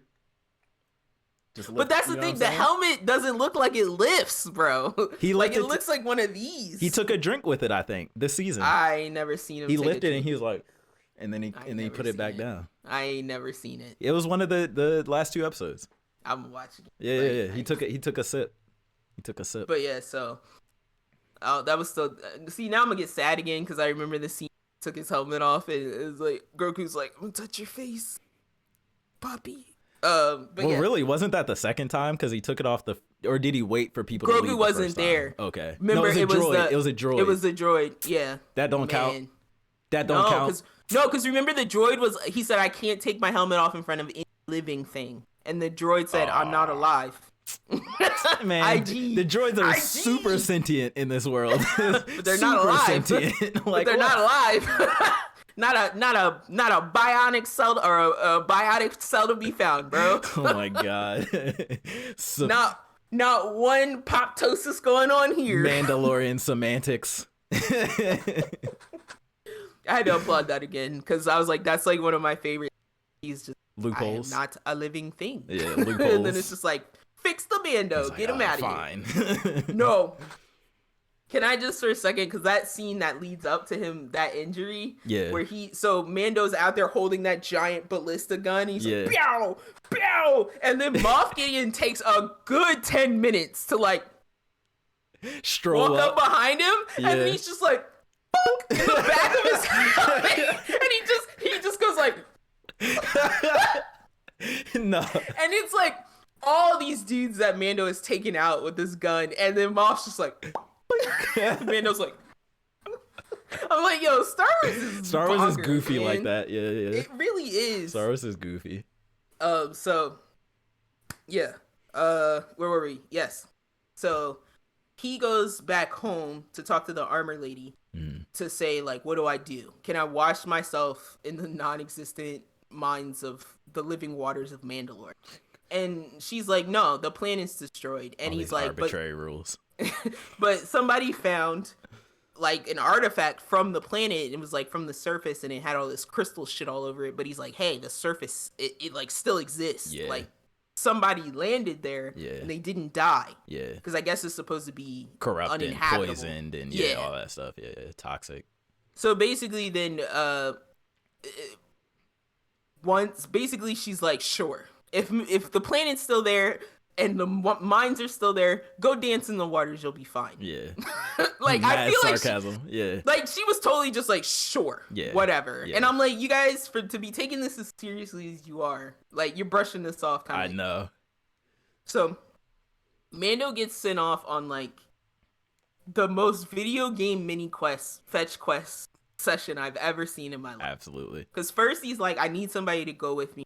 Planet, right? But then he's like the droid, right? He needed the droid. Well, yeah. Well, it's like he's like, I need somebody to go with me, but I don't want like it might be dangerous. Die. Yeah. So I need a droid. So then he's like, Mando hates droids. Who's the only droid? My homie, IG-11. Yeah. So then we go to the statue of IG-11, which is made up of half his body parts, which is kind of effed up. Yeah. But and that's where we meet Grief. Grief Karga, and he's like, hey, with his cape, and he's like, sure, you can take the robot parts if you think they're gonna work, but they're completely dead, bro. Yeah. And so then Mando, who's also part Anakin when he needs to be, starts rebuilding IG-11, but wakes him up enough to know that he's psycho, right? He's just a psycho. Kill. And the sad part is like, again, having rewatched season 1 recently, you see what Quill goes through to make IG-11 from a bounty hunter like killing bot into the nurse bot. Yeah. You see, like, it's like this long drawn out process of him teaching him and you're like, oh, it's even sadder because Quill's dead and IG's dead. Like, So And he It just was like even more feeling. he just gives up on IG too after a while. Like I was like, that was fast. I thought we were gonna pursue this. So he's like, all right, I need a memory, some type of memory unit. It's like and they a were rare, like, yeah. he goes to the repair lady because this Yeah. is where I was talking about. Like, it's the first episode is just callbacks, Yeah. Because it's like fight a giant monster, Yeah. go revisit Navarro, The character go you love, revisit yeah. the repair lady. Here's this funny character. Here's this robot. Yeah.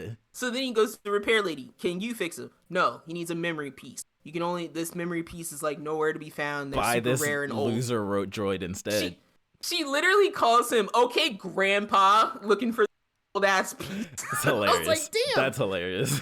So he didn't give up on IG. He's just like, it's going to take me forever to find this part. Okay. So I think there might be hope. They might go back for IG. Okay. Yeah. So then we get like cheap ass, scared ass R2D2. I love that he's shaking the whole time. That's so hilarious. He was like a washing machine on the fritz, son. She like smacking him. Stop shaking.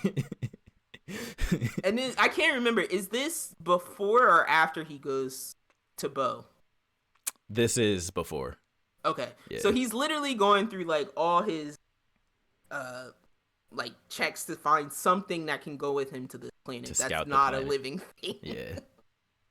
So yeah, we end up taking this droid along because she literally like gives him no other choice. Sells it to him like a GameStop employee selling a Game Informer magazine in a pre-order.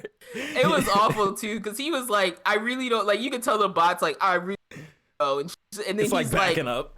She like acts like she can't hear him when he's taking off. It's terrible. Yeah. Like you're gonna get this man killed. Jesus. So that kind of leads us. I don't know where the episodes split because I kind of watched them back to back. Yeah, I kind of forget too. Leading into the second episode is like kind of where we head off to the planet, and I think I'm pretty sure he goes to Bo because he's like, I have the sword. Yeah. If I go to Bo, they'll want to reclaim the planet because Bo is the one that even told him that they might be able to go back in the first place. Yeah. So he has more confirmation. You think going to her, she'll be excited. She's this like, bitch is get out of laid here. up. She's chilling in the throne. Laid up. Chilling. Posted in the emptiest throne room I've ever seen in my life. Yeah. And she's just like, everybody left because you got the sword. Now I kind of died laughing at this, right? Because it's like, yeah, this whole even the non like overly religious culty Mandalorians are still a bunch of fucking sheep. Yeah. You know what I mean? Like they're like, oh, you didn't win the sword from him, so you're a loser now. I guess through we'll the all fair just trial. leave. Yeah.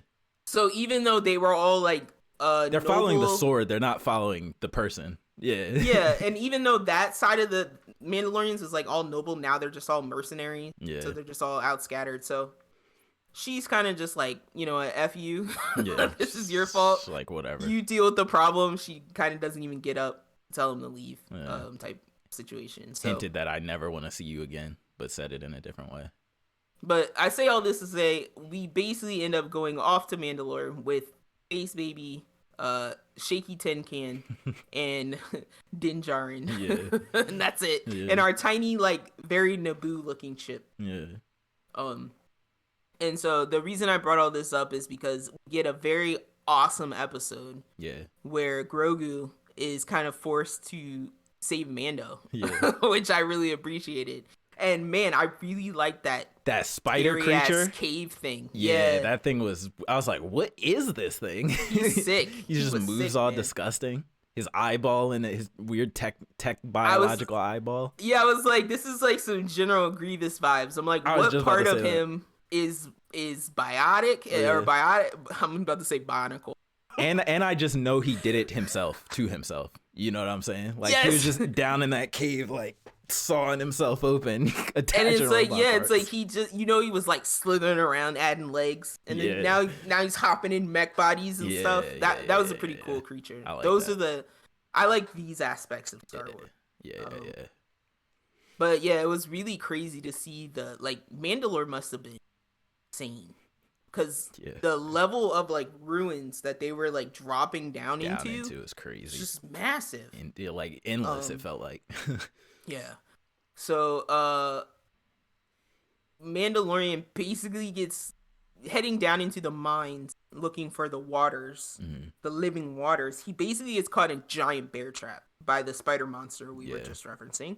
And because Grogu is like so little and bopping around, he doesn't get caught in this automated trap. And so he's able to hide before the monster or whatever it is down there senses him. So when Mando is literally like getting juices sucked out of him, he's almost on like a barbecue spit, but then he's got tubes. He's got like tubes sucking in him. His blood out. Yeah, the thing is like sucking his juices out. It's so weird. Really nasty. Mando basically begs Grogu's like, go get Bo. And I really like that they made a point, like on their way to this planet, Mando is like telling Grogu like, this is how you navigate. Because he is kind of true. He's really like, smart. You're gonna be a Mandalorian. He's like, you're two of my clan. Yeah. You know? You gotta figure this stuff out. I like that he's like literally teaching him the ways, and so he's like, he shows him like, this is the next closest planet. This is the moon I lived on. This is actual Mandalorian. So he's like, I showed you where to go. Like, go get Bo and come save me. Yeah. And so when poor Grogu is able to escape by like many obstacles. Yeah, juking everybody. And I love his little like his little force. He's like driving his little cart. His force dives and stuff. His force flips. And he's doing his like his Yoda flips and stuff. His little baby Yoda flips. Yeah. But he gets to Bo-Katan, who is like ready to slit somebody's throat because people keep showing up at her door while she's trying to chill. And not only that, but like we were sitting there watching, and I'm like, she was so quick to be like, get out of here, Mando. I'm not talking to you. But the second he's in trouble, where's he at? Take me to him. Take me to him. Well, like, you are so smitten for this man. But first she was like, he's here again. She was like, oh, we about to end this now. And then it was like, he's in trouble. Yeah. But then, when she saw she's like, because for me, it was like, oh, he don't leave that baby alone. Yeah, like, to me, she was like, why is he flying a ship? The baby's here? Yeah, why is he flying the ship? Yeah. And Mando's not? Yeah. That's trouble. Take like, me to him. Yeah. That would signal trouble to me, too. Yeah, absolutely. I think any, like, Grief Karga, Bo-Katan, that general, the stormtrooper. Yeah. Or what's she called? The shock trooper. Shock trooper, yeah. Any of them see Grogu by himself, they're automatically going to be Mando? Like, where's Mando? Yeah, what's going on here? This is weird. Especially because he pulled up in a ship and hopped out the cockpit. It was funny. So yeah, he basically like summons her, brings her back to the planet. Now, while Mando is in trouble, a kind of a huge discovery is when Bo-Katan is going, because I think Mando falls down into some water at some point, the living waters, I'm assuming. Yeah, and he's like, so skips a little bit. So he gets saved first, then they proceed to go to the living waters. Then he dies. Okay. He takes off his weapons and stuff and slowly walks into the water, and then and he just falls. Yeah, it's like do you think he just like dropped off and fell? Or do you think something pulled him?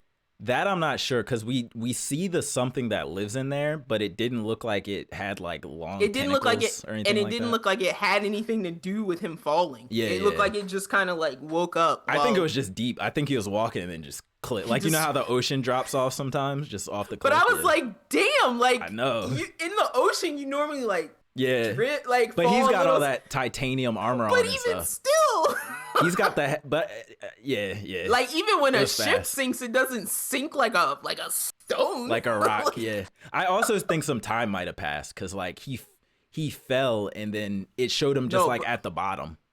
Oh, well, I was like, I saw him swoop, and she immediately, I thought, was like.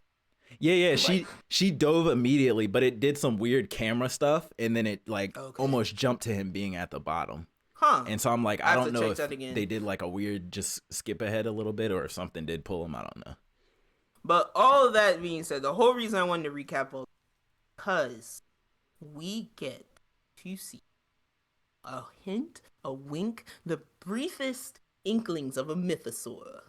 Oh, is that what that is? Yes. That water beast? That tusk that tusked beast Yeah. that is on the necklace that the Mandalorian gave to Grogu. Oh, that's what the that whole is.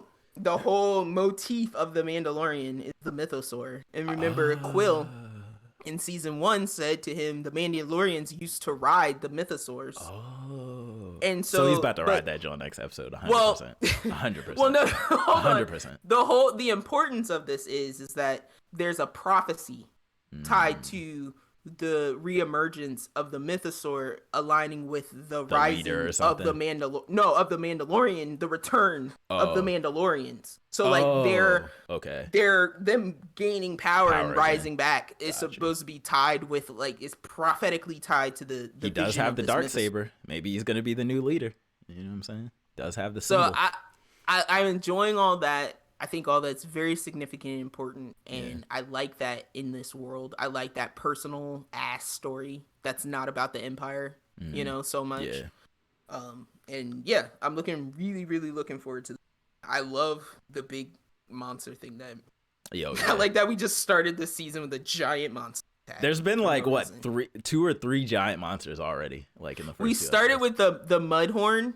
Yeah. But like, even though he wasn't real big, but then season 2 was just like, how about you guys fight this giant ass dune worm? Yeah.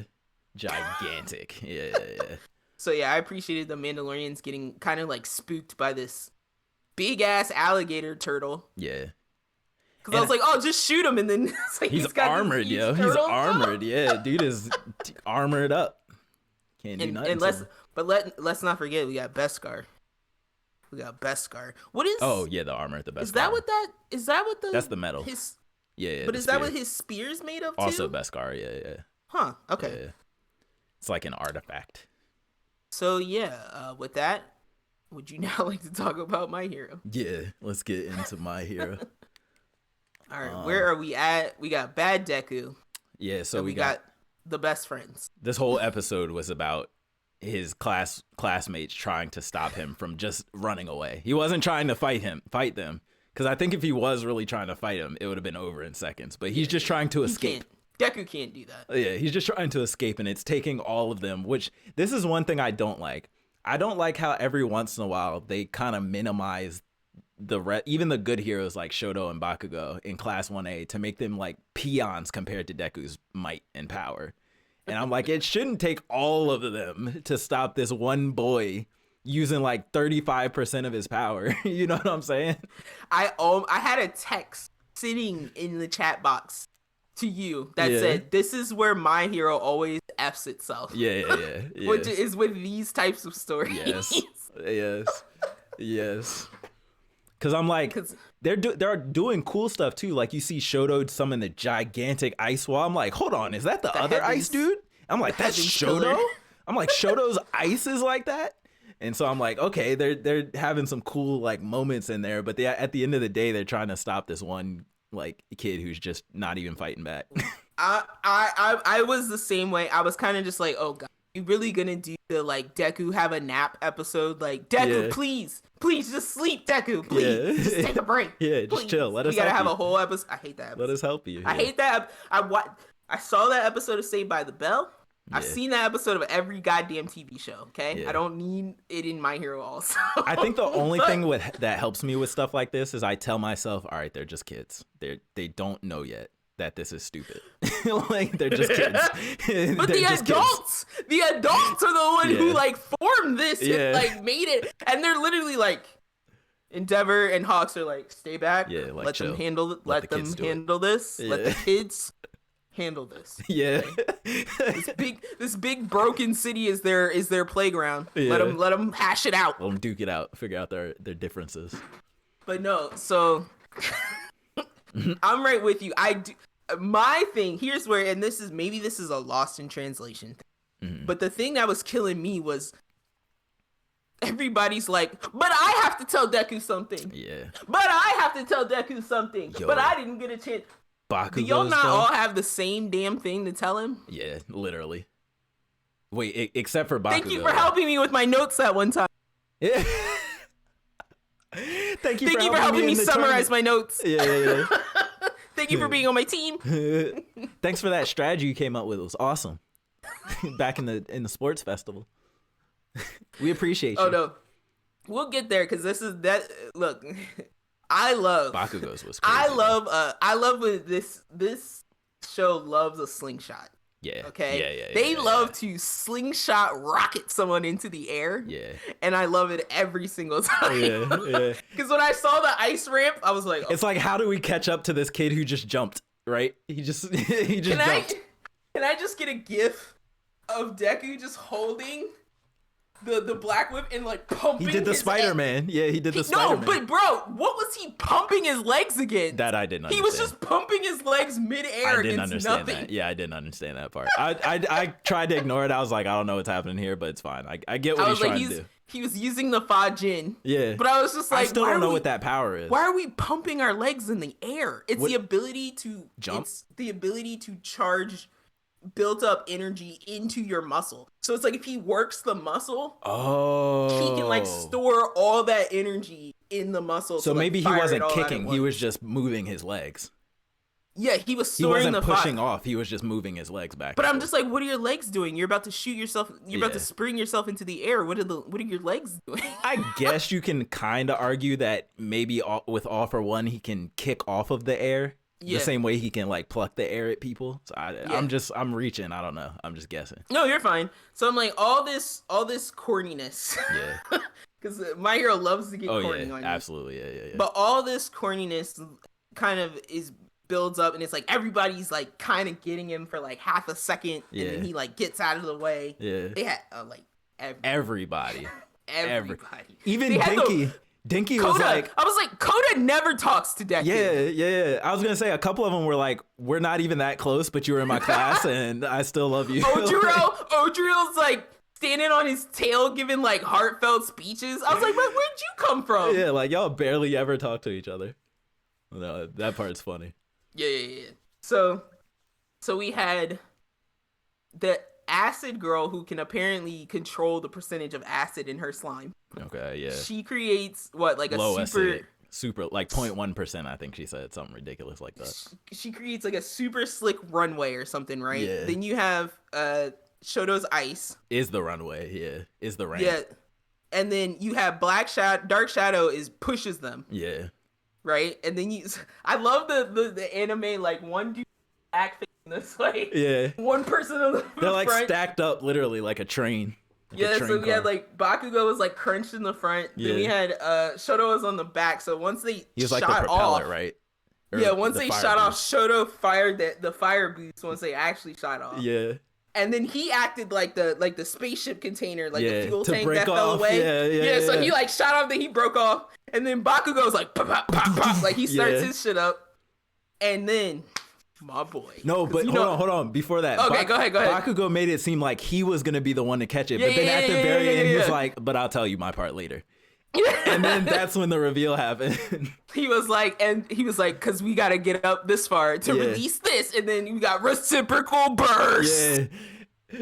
Yo, that was so good. I'm like, Ian got his shine. Let's go. I was like, Dinya. Got his shine. He was like, president. They were like, class prez. Let's go. Because he always is weirdly there for Deku in his worst moments, like when he's in his worst fights, all that stuff, he's always there. This is where the writing is too perfect, because who was the one pulling Tenya out from Stain? I mean, pulling Shoto out, Deku out from Stain. Oh, it was him. Tenya. I'm sorry, Deku was the one pulling Tenya out from Stain. Yeah, right, because he was just like my man was seeing red. Yeah. Tenya was not himself, so it made so much sense Full circle. that he was the one to get Deku. Full circle. So I'm just like, oh, and then he's just like, it's like the hand. Yeah.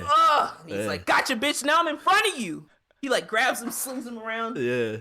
And then I appreciate it. And I'm gonna stop yelling because I'm in an apartment. I'm appreciating. Get too hyped. It's all good. My Hero's hype, yeah.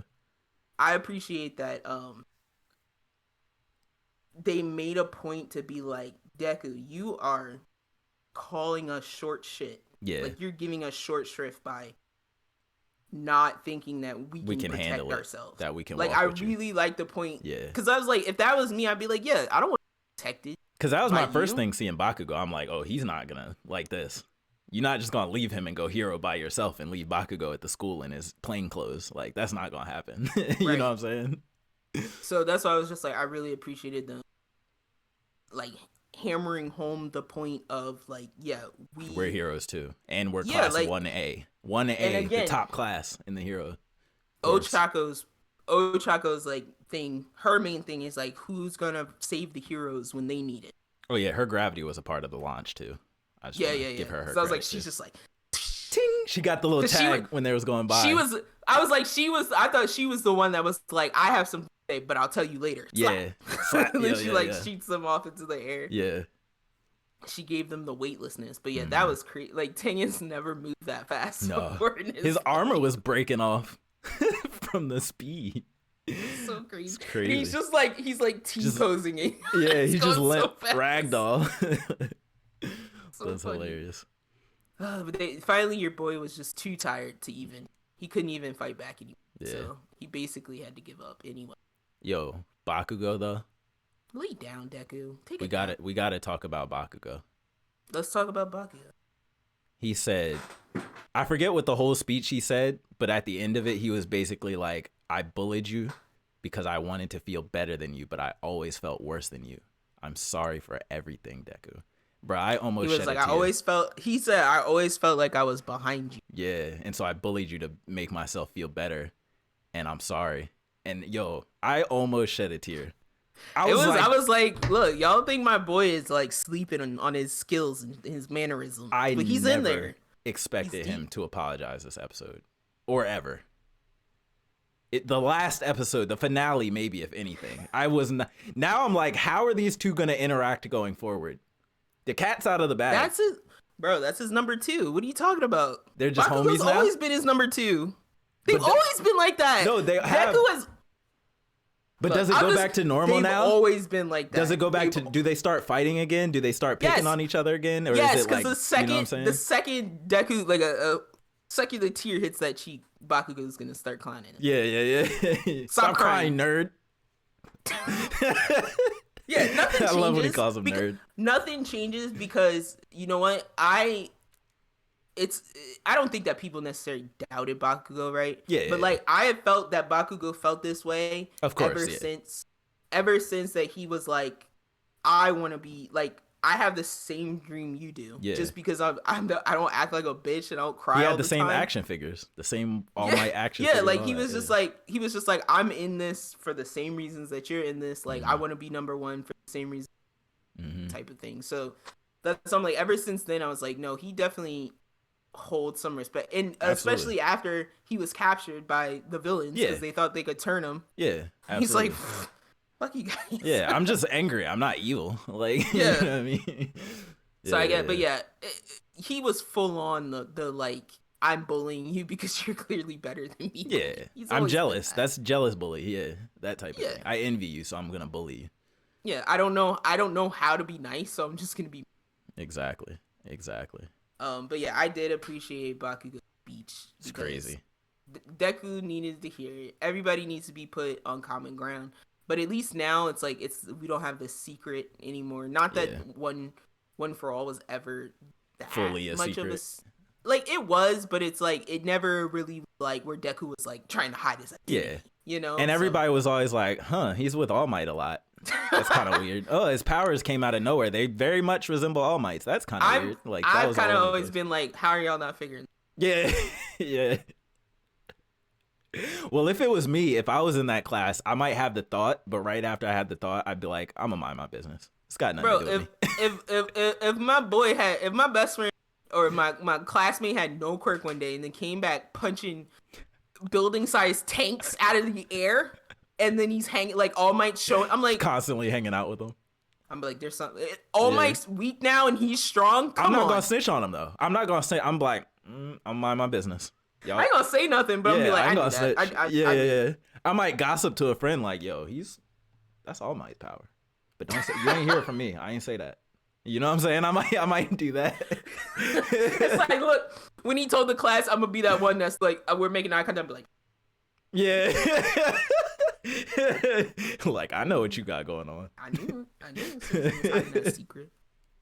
But no, I'm like, I don't know why. I'm just gonna say this random thought I've been having, but I was like, why don't they just wrap Deku's flesh in like Aizawa's like bandage material. His titanium wool, and then he or can't. whatever. Then he won't like split, and it can grow with him. I don't know, just a thought. Ew. And his skin's like blowing up and stuff from the power. Yeah. Just a thought I had. But yeah, so we got Deku to sit down. I encourage everyone to go listen to Bakugo Speech because I'm sure it's on YouTube by now. Fire. But yeah, he passes out, but then like we kind of see now because we really up until this point haven't gotten to see why Deku's been so adverse to coming home, other than that he thinks he's putting everybody in danger. But now we also see there's an outraged, angry crowd hanging out at the school, saying they don't want Deku to come in. That's where all the evacuees are hanging out. All the evacuees. So I was like, oh, this is why he doesn't come back. I was like, this makes way more sense than I just don't want to come home. Because I'm endangering my also hero friend. Yeah, for sure. It's like civilians there too, and they're all worried and scared and whatnot. But so I don't know. What do you feel? How do you feel about this? Wait, about what? The episode or where we are? Yeah, just getting him to come home. Like, how do you feel for the civilians? Like, would you be as angry if you were on their side? Like, how would you feel? I want to say no, because I'm always of the mind of you got to blame the guys who blew up the city. You know what I'm saying? Like, there should never be a point. Like, I always hated that in superhero stuff where civilians turn on the heroes and they're like, "Oh, you bums! Y'all are monsters! Me, so you put me in danger." Yeah, where I'm like, fam, if the hero wasn't there, you would be disintegrated right now. Like, these villains are gonna villain whether we're here or not. So you're lucky we're here. So like, that's kind of the side. I don't know. Some people argue that like the heroes attract the villains. I've seen that argument too. I do believe the heroes attract the villains, but I think people like the Joker was going to be the Joker whether Batman was there or not. You know what I'm saying? Yes. At some point in time, somebody who just wants to see the world burn is going to be born into the world. Like, All for One is the older brother. Yeah. He was born first and he was pure evil. Yeah. And then he just wanted to project his evil on the world, like, despite everything else. So I think no matter what, even if the heroes do attract them to the school, at least the heroes are there to protect them. Whereas if Deku's away, they might bomb the school as a way to lure Deku into the school. You know what I'm saying? Or something weird like that. So I feel like I would rather all of the strongest people in the world. I would want to be where all of the strongest people are, as opposed to be just in a group of people that's a huge target where there's nobody around to protect us. So that's kind of how I would fall on it. But yeah. Because I'm like, if I was Deku, I would feel guilty, but I would be like, well, my friends are clearly never going to leave me alone. Nah. That too. Where if I was a civilian, I'm kind of like you. I'm like, I think I'd rather probably be where the heroes are. Yeah. Than where they're not. Yeah. Because I'm probably just going to end up getting evacuated if I'm not. Or robbed and looted by the various groups that are running around. Oh, yeah, that's the other thing. Villains are just on the loose. I forgot about that part. There's villains on the loose. Then there's the Remember, forget about the like, liberation? No, there's the people that, like, I hate you because your quirk makes you look like a... Oh, yeah, the racists. Those people are the running quirk around. Racists. Yeah. I hate you because your quirk makes you look different. The quirk racists. Yeah, so... And then, there's probably just your regular, like, run-of-the-muck looters and stuff. Yeah, too. So I'm not just trying to be at my house. God knows, my ass would be a treasure picker in that rubble city right now. Looking around, finding stuff. I'd be out there with my bag every day, ducking. Yeah. Who's around? Not commit no serious crimes here, you know what I'm saying? Just picking up, cleaning up. Cleaning up, yeah. They don't need it no more. Nothing wrong with that. Oh God. But yeah, I think it's time for a regroup. I would like a check-in on the villains here soon. I want to see where they at besides All for One in his cave, because I don't think the rest of the villains are there. I do not want to see All for One's jaunty ass in his cave throne. We know where he is. He's just scheming, recording his little video recordings for Deku. Yeah. I need to check in with Dabi. I need to know what he's thinking about right now. No. Dabi's laying on a couch wondering how hard his dad's crying. And how can I make him cry more? Yeah, he's like, how can I make just my dad cry? He's like, I don't really care about all this other stuff. He don't care about nothing else. Just gonna make my dad suffer. Yeah, which is why I think he's gonna end up like crying, well, doing his weird dry cry thing that he does to his dad, and then he's gonna like blow himself up. Cry? Yeah, he's gonna feel guilty and blow himself up. I think Shoto's tears count more now than Dabi's. For sure, absolutely. Shoto's just running around giving everybody the cry allowance. He did it in the last episode too. He's yelling at Deku about his crying. I was about to say, he's so nonchalant about everything though. I love him. Like, even all the stuff that's happening when they were saving Deku, Shoto has like, out of everybody there, he's showing the least emotion about it. But I'm like, that's a fourth child for you. Yeah. Like, all his other siblings took all the emotions. He doesn't have any left to show. It's gone. It's dried up. Sucked out of him. Yeah. Oh my god. Poor boy. No, yeah, I love this cast. Anything else you want to discuss? Nah. That's the gist. Okay. The only other thing that I wanted to mention was I briefly remember talking to you about the rumbling. Yeah. And we were talking about like maybe you can like stand in the doorway. Because we're just like, if they're walking out from center point, they're gonna like eventually curl up in the bathtub, like right? What do they say about earthquakes? Curl up in the bathtub or something? Curl up in the bathtub. Get in the doorway. That'll protect you from these titans. But go hide in the basement.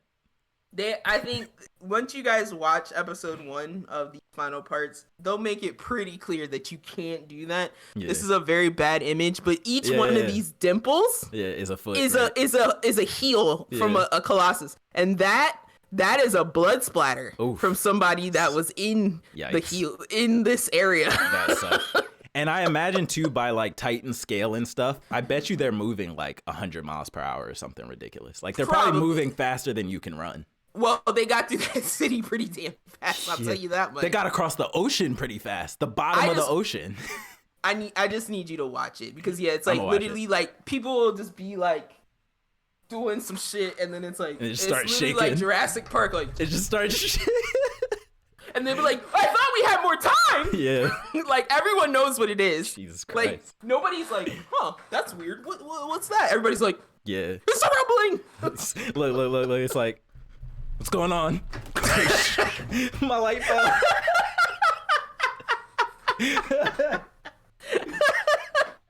The rumbling has taken out our podcast. Got my clip for the episode. The last episode of Clash. I wasn't prepared. Brought to you pre-rumbling. Look, man, I'm gonna tell you right now. I know I'm Eldian. I have suffered too much not to be Eldian. What you talking about? I know I'm Eldian. They ain't coming. I know I'm Eldian. I'm gonna hang out in Paradise. Oh my god, that's hilarious. Cause I'm like, I'm telling you right now, if I grew up in Paradise, I would be sitting at the top of one of them broke down towers. Yeah. I'd be looking just like Bo-Katan, chilling. I'm waiting for the rumbling to finish. Yeah. Clearing the path to my future. Oh my god. Thank you, Aaron. Thank you, Savior. No, yeah, I'm on Aaron's side too. I'm not gonna lie. I'm having a real hard time seeing the other side. I'm so sorry. I'm enjoying this so much. I'm on Aaron's side because like nobody told y'all to come in there and unleash Titans on the island that killed his mom. You know, nobody told you to like use these people as like weapons of mass destruction. Yeah, and then try to like throw them away on themselves. Yeah. Because that scene, I always go back to that scene, and I keep making this analogy. This is literally like not seasoned Jews. Like this is what Attack on Titan is. Well, I was like, to me, it's like any like oppressed, prolonged slave master situation relationship. Period. And I always go back to that scene from I think the basement season. Where they just show them on the edge of the wall, they just inject them and shove them off the side. Yeah, I'm like, that's what I'm saying. Right there is why Aaron is justified. Yeah, I was like, when we were in Paradise and the random Titans are just like running, and it's like that's where they were coming from. Yeah, they're just jam. Ugh. I'm like, that's and it's so like because brutal. you found this one race of people who have this anomaly about their blood. Yeah. You're abusing it. Yeah. So And yeah, like, but you to me, reap it's what you like, sow. it don't really matter who lost the war, who won the war. These people on parodies, obviously some people at the top might still be guilty of some shenanigans, but the innocent people, Aaron's mom and all them, they ain't got nothing to do with that war. So why are they being like murdered and you know what I'm saying? So I'm like, look, if Aaron wants to get mad and take revenge, then look, y'all did it to him. Y'all created that monster. That they call them the monsters of parodies. Y'all they created them monsters. Thank you. Literally. Thank you. Literally. Look, so yeah, I ain't mad at it. Amen. And I get it. It's like, yeah, there's a whole bunch of innocent people out in the world too, but the wrath has been unleashed already. the corruption has spread too far. Exactly. Man, I can't even talk about it because there's a scene like very early. I'm gonna watch it. I can't. Okay, because I'm like, watch it. Now that I know it's on Crunchyroll, I think that scene might make people if there's anybody who feels staunch about how Aaron is acting, that scene might change their mind. Okay. Like truly and honestly, because I like felt it in my chest. I was like, oh, we're going ham early. Yeah. Okay. I'm gonna look out for it. I think that was all I want to mention. But I think it might just be the manga that. Okay. Yeah, it's finally time to see because everybody who read the manga, they're like, yo, the ending was trash. I'm disappointed. Why did it end like that? So now we're about to finally see if they was right or not. Is the ending actually trash? Are they going to change the ending? I doubt it, but who knows? They could. I mean, I guess they could. Yeah, wouldn't put it past them. Yeah, but I trust Mappa though. I feel like they're more likely to honor the source. But it's like if you want to make a correction, now's the time. But just don't let it be a worse correction, because then it's over for you, Mappa. It's over. But it's like that thing you said with Game of Thrones. I always think about that what if this was George R.R. like testing out his ending, and I'm just like, there's no way he could make an ending this bad. I'm like, there's no way. It's not possible. Look, who knows? It could be. I just know how often I've done like in school and even outside of school, I'll be working on something. It'll be fire up until like I'm writing an essay. It's fire up until the last paragraph, and I just run out of ideas. And I'm like, well, let me just phone this in. Let me just phone this in. Last note of the episode, we briefly texted about South Park. Mm-hmm. I really need you to watch that newest episode. Only 22 minutes long. Yeah. But the end credits, it says written by Trey Parker and ChatGPT. And there's a straight up part. Did. Well, there's a straight up part in the episode where it's like all the conflict has happened, and it's like Stan's like, how am I gonna get out of this? And he's like, ChatGPT. And he literally like summarizes all the conflict that's happening in the show into chat.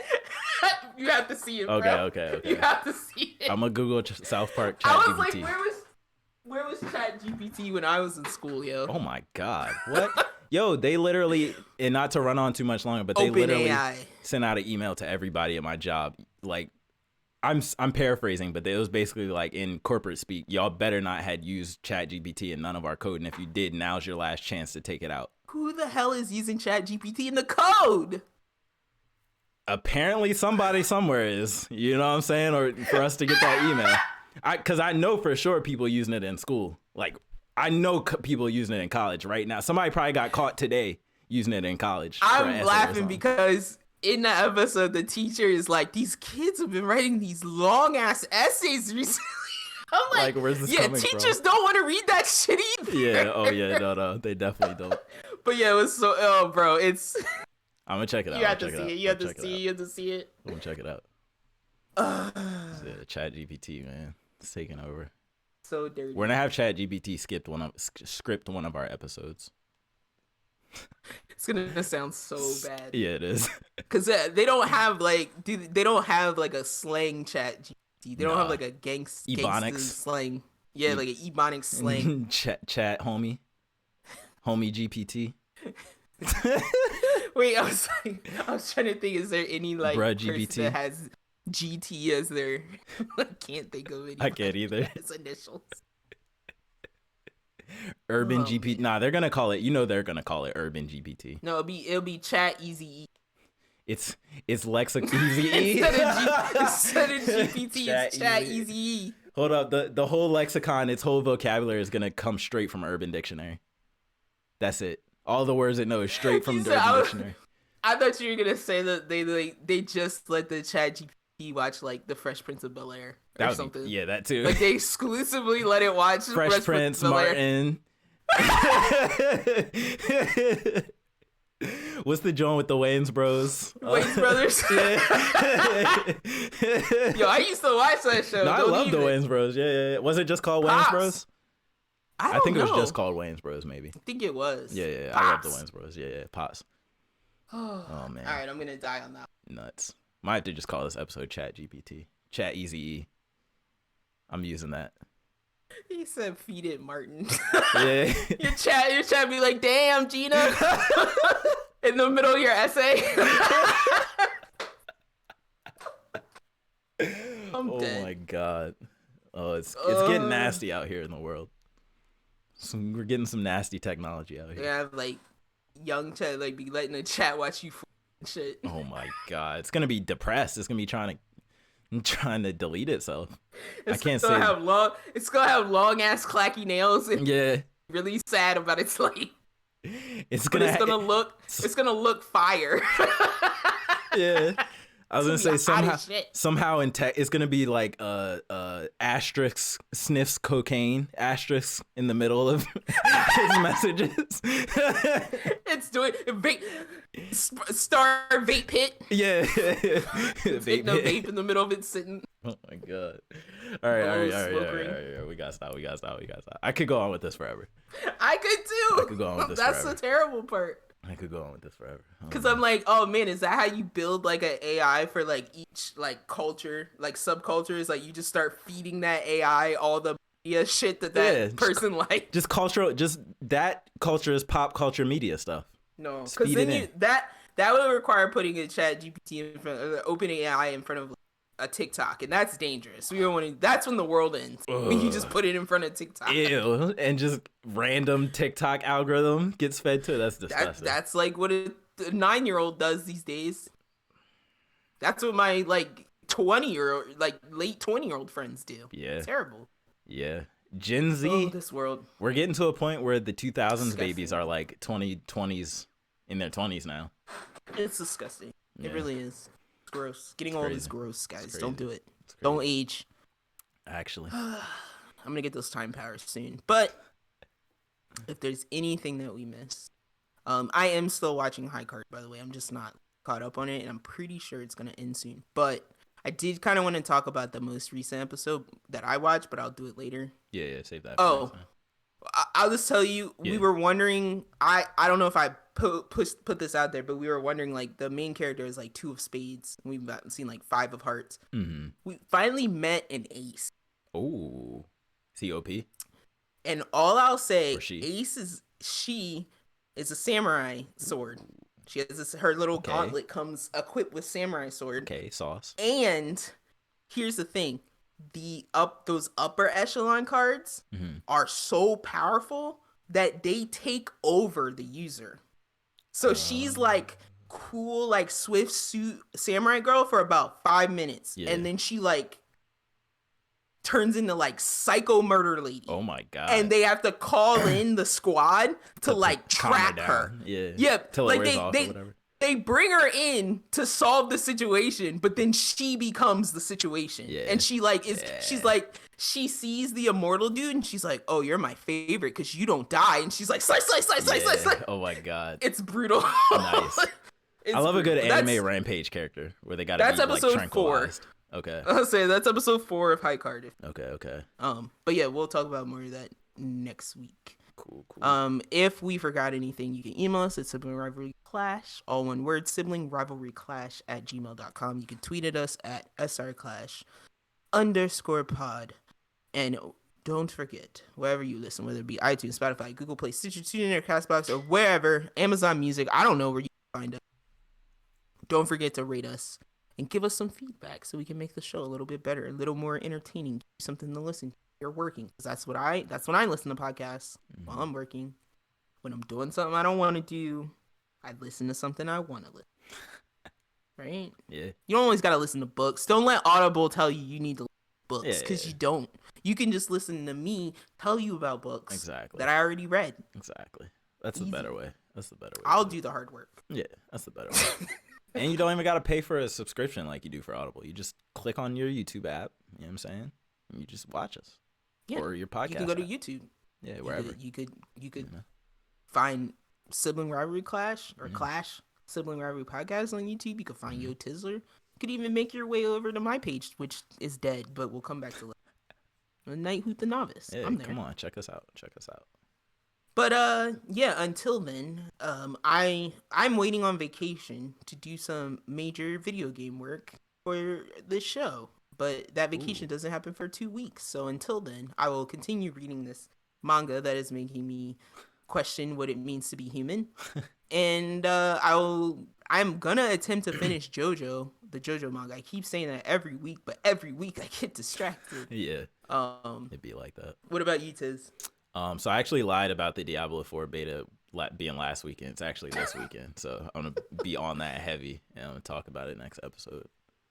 And hope it's not a trash can fire like Diablo Immortal was. I know. I feel like I have two big, I started Final Fantasy VII. I'm halfway through Callisto Protocol. Can't get back to my PlayStation struggling to get back to my PlayStation. So. Yeah, you're going to have to restart FF7 by the time you get back there. Not true. How far are you?